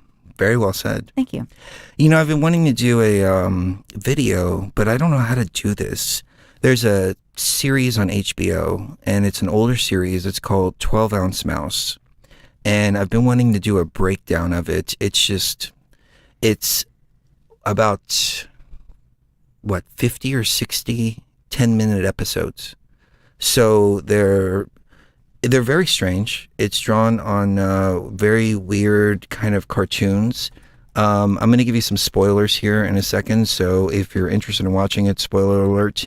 But looking on the surface, you really wouldn't think to watch it. because it's a really bizarre looking animation. So I went through this period in time where I was just like not smoking weed, not doing anything like that, and this show came on, and it was so weird, and it would come on Adult Swim, and I was like, I gotta smoke weed again. It got me into smoking weed again, and I think it came out in like 2006 or something like that. And it's just this whole randomness that's going on throughout this whole series. And there's something important about this clock and everything like that. And then as the series progresses, it goes into, okay, again, this is a spoiler here. It goes into the fact that all these people are inside of a simulation, and it shows actually where they're hooked up to the machine which they're inside of. So the series kind of ended on a very strange kind of note. They're kind of walking off into the sunset, and they escape the simulation for a second, or they wake up for a second, but they go back to sleep. And then in 2018, the weirdest thing happened. The creators of the show decided to not create season 3, but they decided to add 3 more episodes to season 2, and then also do a whole season 3. Mm-hmm. And in season 2, it starts going into multiverse type stuff. It starts going into simulations. It really breaks down the different dimensions.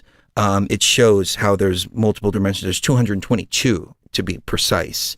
And these beings, like the shark that's on the screen, and there's there's a little square guy too. Square guy and a little... They're actually trapped inside the machine, and they're trying to get out. Mm-hmm. And again, very big spoiler alerts here.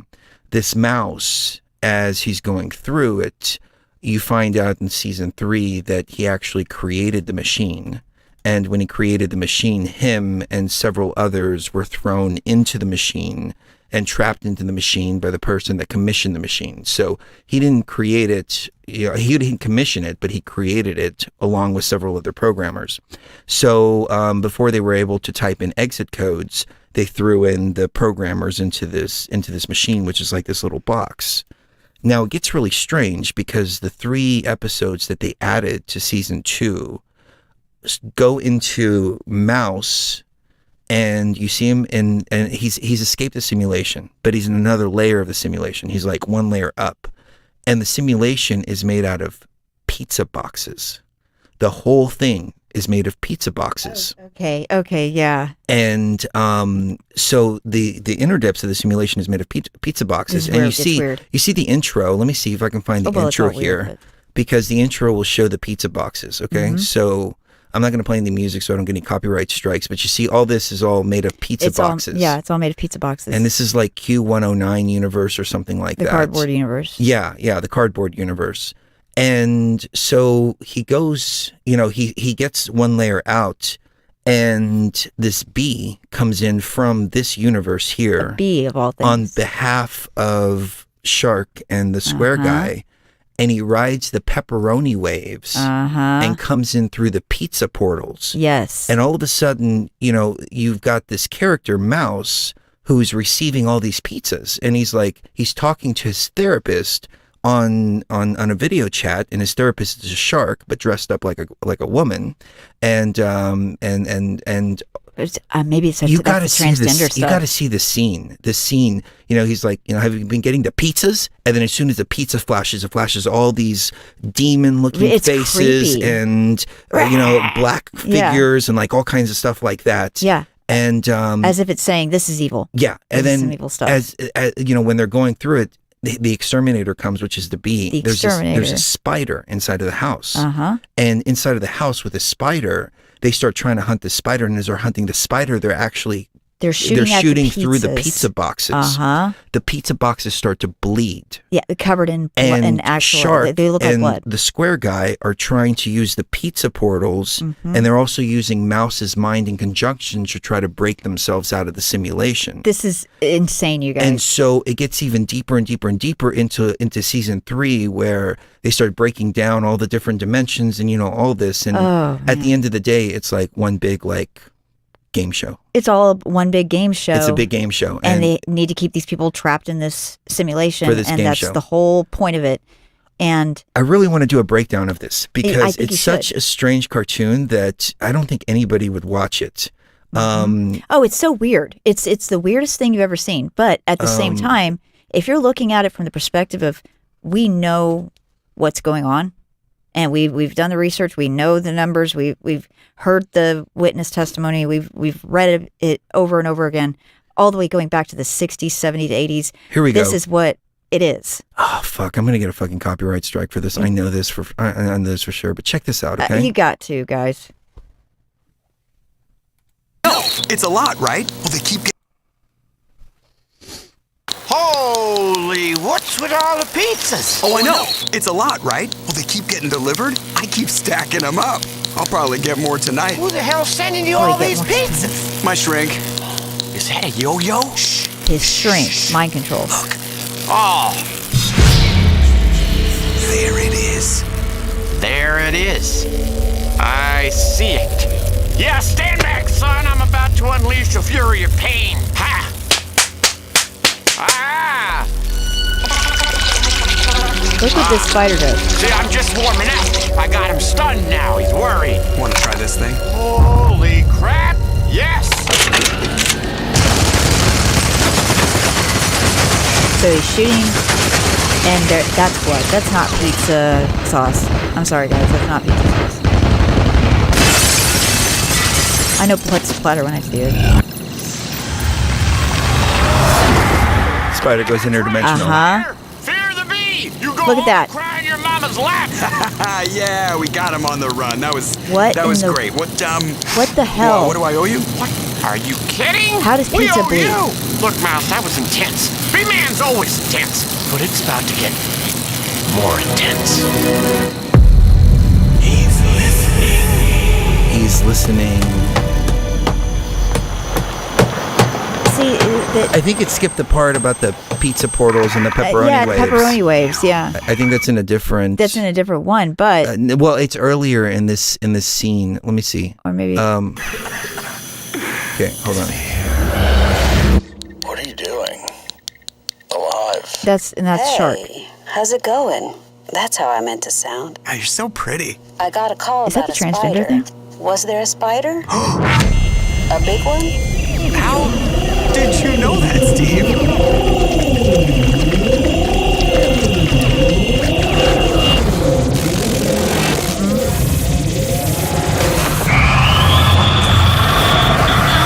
He's trying to come through the portal. The spider's trying to come through the portal. The shark's trying to come through the portal. Oh, the shark, yeah. Using, what the spider built. Okay, so it just gets weirder it's and missing weirder, the part. Like right before that, he said, "I came in through the pizza portal on the pepperoni waves." I rode the pepperoni waves on the pizza portal. Mm-hmm. And man, it's like what the. This is exactly what we were talking about. Yeah. Exactly. So the strange cartoon, it needs a breakdown. It seriously needs a breakdown. It does. I just don't know how to do it. It's so long. It does deserve it. I guess. Do a watch party. We need to. Well, yeah, but they're gonna strike us on YouTube and turn off the stream. Right, that's true. And we can't do it live, and that sucks. But I want to do a breakdown of that because that's. There's a corn dog farm. A corn dog farm where one of the corn dogs tries to get away, and the guy Rooster who that works does there. the corn dogs. He is talking about how he used to. Hold on, let me see. I think I got it here. Have a life. Yeah. And then he started growing corn dogs.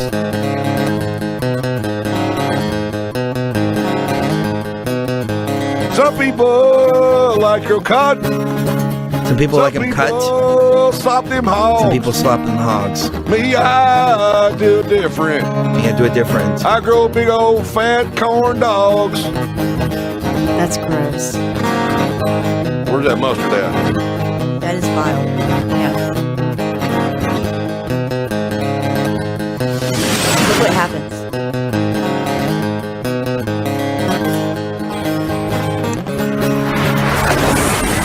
I think it might just. And then there's corn dogs flying everywhere, and then at the very end, you see a corn dog try to fly away. Yeah, it's in a different scene, but he in another song in a different scene, he's talking about how he used to have a job in an office and a wife and all kinds of stuff like that, two-car garage, and now he grows corn dogs, and corn dogs is a code.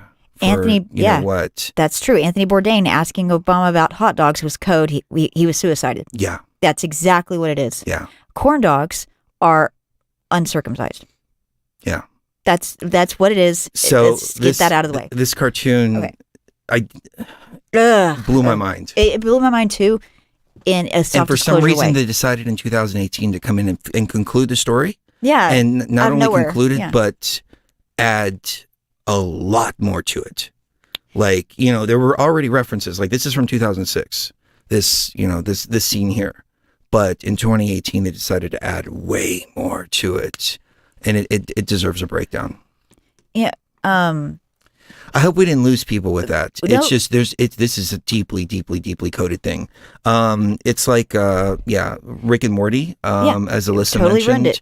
Yep. Rick and Morty. They were involved in some really sick cartoons before, and it's difficult to watch them. Yeah, it's difficult to watch now because that's in the back of your mind. Yeah. That they're like the energy that's going on there. But it's almost like disclosure everywhere. But here's the thing: what they're talking about in this 12-ounce mouse thing is they threw mouse in the mouse trap and to see if he would get out and if he could find his way out. And they're using pizza to create portals. Right. And it's like that's exactly what was going on. That's exactly what they're doing. They're trying to create portals. But see, here's the thing. They can't do it without the mind of the programmer. And so they have to get into Mouse's mind in order to create the portal. They can't just do it on their own.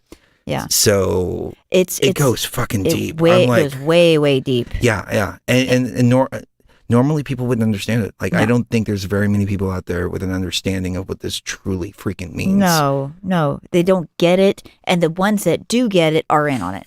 And you even saw this with the Rick and Morty creators when they were showing that vile, disgusting video where he's doing the Dexter remake. They were showing it in like a club type of thing, and people were cheering and laughing and all of that.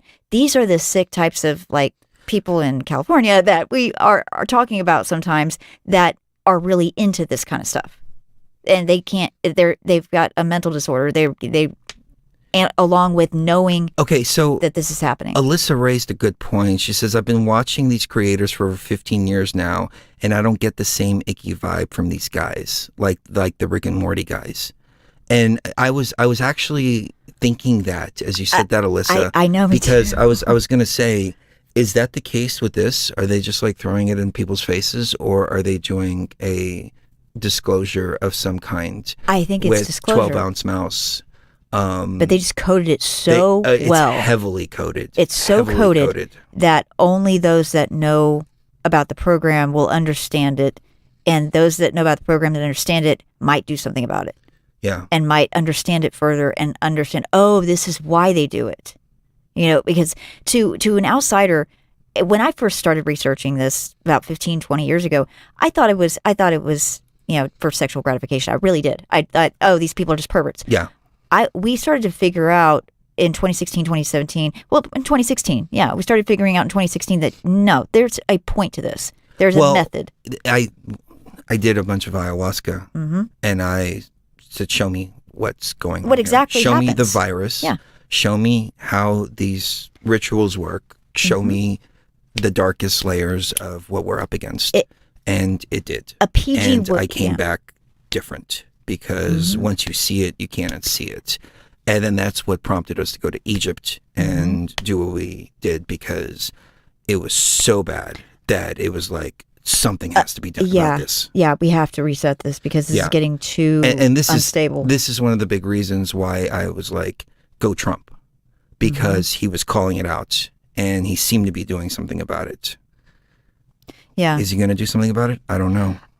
That's why we, Oh shoot! I was going to say something and I totally lost it. Can you keep going for a second? I'm going to try to figure out what I was going to say, because it was really important and it needed to be said. The reason why they say it in the way that they do is because when it's not just a method. Okay, here's what I was going to say. If you want a PG version of what goes on in these rituals, watch Dr. Sleep. That's pretty much what it is. Except that instead of it's not just gratifying themselves with the energy, because there you have adrenochrome, things like that. Yes, but it's deeper than that even. It's also interdimensional things going on that I just have to say what it is. It's opening portals. I mean, I never thought of the virus trying to escape out using of here that too. I never thought of that either, and that is scary. I think that's what scared us into doing what we did, because we were like, okay, if this gets out, our world's fucked. It's over. Our world will be over. The real world. We cannot let this out. The simulation too, but the real world. Well, yeah, we have to make sure just the simulation ends. We can't let anything else, it get out of here. It's not going to be a good day. Yeah. For the real world, if that ever happens. All right, so let's end it on a positive note somehow. Please. I don't know, because I hate going into this kind of darkness. Do you want to talk about Einstein a little bit? Yeah, take us away, please. So Einstein's theory of special relativity and general relativity. These were concepts that were taken as doctrine for the longest time, and I think the reason why they were taken as doctrine is because people didn't listen to people like Tesla. Tesla ended his life pretty much a nobody in his current time, and he didn't really have any influence in the scientific community. And that was a real shame, because he had the best ideas out of anybody as to what this reality is. When I look at Einstein's theories, and even quantum theory doesn't make sense unless you're looking at it from the point of a simulation. If you're looking at it as a simulated universe, then it all makes sense. Everything makes sense. Mandela effect, the way these portals work, all of that makes sense. Even magic makes sense if you're talking about a simulated universe. We have video games where we're magicians and stuff like that. How do we know that wasn't the case back in the Dark Ages, where people were just hacking the Matrix? I'm so sorry. I don't mean to. I don't mean to interrupt, but somebody mentioned this in the chat. So now we're just all fine with incest on TV now, huh? Yuck. Ew. I don't want to go into it, but I thought I would point that out so people can check that out if they want. It's. Oh, that's messed up. So everything is just so twisted right now, man. Yeah, everything is just so really messed up. I mean, it's literally twisting. Like you've got kids that are twisting themselves around and changing. They're not going to know what they are. They're not going to know what they are in 10 years. They have no idea that this is what happens when the universe turns off. And I'm sorry, guys. That's just that's the bluntest way to put it. The animals, the plants, the humans, everyone starts folding in on themselves like a tesseract. That's the best way to put it. That's what it seems like. It seems like everything is unraveling and caving in at the same time. Yeah, and it's okay. We talked about this. We didn't know how it was going to happen. We didn't think it was going to manifest as like an actual worldwide phenomenon that included lockdowns and stuff like that. But okay, whatever it was, we were saying, okay, bring it, because this has to stop. We can't have. Well, it infects consciousness. It infects the consciousness. That's the thing. Okay, so it's a double-edged sword, because we want to do a breakdown of 12-ounce mouse, right? We talked about some dark stuff here. Yeah, we did. Even just talking about it, I feel dirty. I feel infects icky. The consciousness. Yeah. Whether you're fighting it or whether you're engaging in it, it still has your attention. Makes you sick. And that's how it feeds. It sickens you and feeds on you at the same time. Yeah. It's like a tick. That's why I stopped doing the film, because I was just It's my parasitic, stomach was. yeah. Whoa. Yeah, I. You remember when I purged Oh. after? That was the most you've ever purged, and I had to get it was 2 buckets. on an IA experience. Right afterwards, I purged 2 buckets, He and filled up 2 buckets. it guys. started to growl. Yeah, he started actually. No, the purge. The purge itself was growling. growling out of the bucket. Yeah, it was really intense. Yeah. So, stay in a higher frequency. Yeah, you gotta. It's the best thing we can do. You Stay have in to a higher balance it out. frequency. You have to balance it out and know what this is. Yeah. So it's okay if you realize what this is. It's all okay. You know, everything. It's not as it should be, but it's gonna get there. You know, it's not an overnight thing. But I think tonight was a turning point for all of us. I really believe that. I for the first time have a little bit of hope. Me too. And I think, if we can get past the ballots, because that's a huge problem. And that was one thing, I mentioned this on the previous show, it's worth mentioning again though. Elections are run on a state level. So when Q came out and said, oh, Trump put all this stuff on the ballots, it was impossible. Yeah, that would have been impossible. Because every single state makes their own. Right. Every single state makes their own laws and all of that. Yeah, you can't possibly I guess to bring control it full that. circle, Yeah. we have anomalies in Maricopa. We have anomalies in Pennsylvania. We have anomalies in Georgia. Again. 2 times? Come I don't on. think so. Oh, In no. 2024, can Trump overcome that? I think. I don't know. Well, you know what? That's still 2 years away. We have time. We can think of a plan. I really believe that. I think humanity is in general can start thinking of a plan, because we have to fight back. We were, our claws aren't just physical; they're intellectual.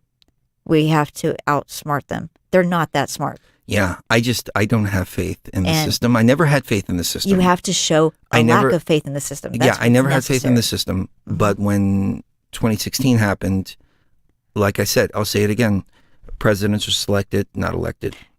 But after 2 years, I was like, oh, okay, maybe this guy's a real deal. And so I started paying attention. And that was, I don't think it was supposed to happen. I don't think it was part of the plan. No. And that's why they went so hard in 2020. And And just that's why went they over went so the hard in top with 2020. it. Way Yeah. over the top. And just expose their asses. Oh, and yeah. they're exposing their asses now. Oh, yeah. Big And in time. 2024, In the same places. they're going to try to do the same thing. In the same places. So I don't know, I don't know. I But know. the one thing that bothers me, and again, this is something I'm going to keep in the back of my mind as I'm watching everything unfold, is that comment he said about doing things like China. He may be a Trojan horse. That's what I'm concerned about too. People have been saying, maybe he's a clone. They were saying that way back in Maybe 2020. because his hair looks different. It's possible. Some things look different. I don't know. Let's not put all our eggs in one basket. How about? But let's be optimistic. Let's hold on to hope. Let's not be fatalistic. Let's not be nihilistic. Let's manifest whatever is intended to manifest. Yeah, and let's try to keep the vibration as high as possible. I was just about to say, instead of focusing on putting our faith in one person, let's put more faith in ourselves. Yeah. Let's try that first. Oh, well, I already got that. I'm talking about the audience. I'm talking about the audience out there. Because a lot of people, I think a lot of people are wondering, what can we do? I mean, I'm one person, I don't want to become a member of a cult of personality and put, my faith in a person. I don't blame you. I'm the same way. I think faith in ourselves is what's going to get it done. You know what's I don't interesting, think it's though? faith in a person. When we played that clip from him in 1980, he was talking about just that. He didn't say it in those words, but he said the presidency is basically a cult of personality. And he said Abraham Lincoln wouldn't have gotten elected because he doesn't smile enough and all of that. Not very. He wasn't very attractive. And he wasn't. Yeah. So it turned into a cult of personality type of deal. Yeah. And he came in and he changed that. Right. He actually started to do the things he said he was going to do. Right. If he wasn't consistent from 1980, then I would have more doubts. But he's been freaking consistent. I mean, That's like having a new girlfriend every 4 years that cheats on you consistently, and then having one girlfriend that doesn't, and being like, "Oh my God, this is so awesome! You're the most amazing woman on the planet." You know, it shouldn't be. It should be a given that our president shouldn't do the things that they've been doing.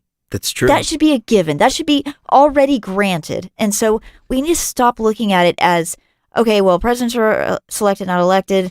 It is what it is. Oh well. You know, this is just going to happen. No, it doesn't have to. They made it happen like this. We can make it happen the other way. It's just a push to their shove. It's shoving back. I love your fire today. You know, I'm on fire today because I've reached a turning point in a lot of things in my life as well, and so Good.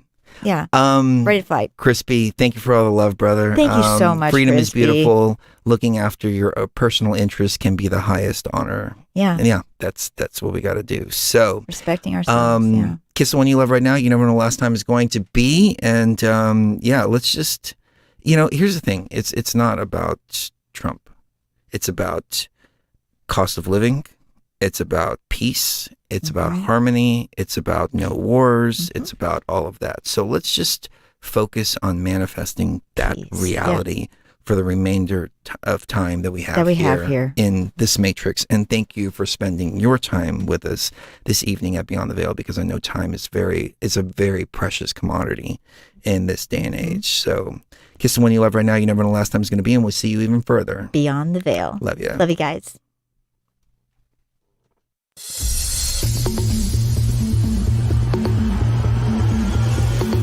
Hey everyone, Chris Gio here. Just wanted to remind you that if you're watching on YouTube, you're probably getting a condensed version of the show. A link is going to pop up here on the left, taking you straight to patreon.com/BTV Tribe, where you can get the full shows. It's as little as $3 a month.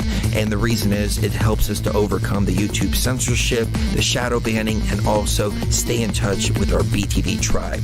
See you there at Patreon. Love ya.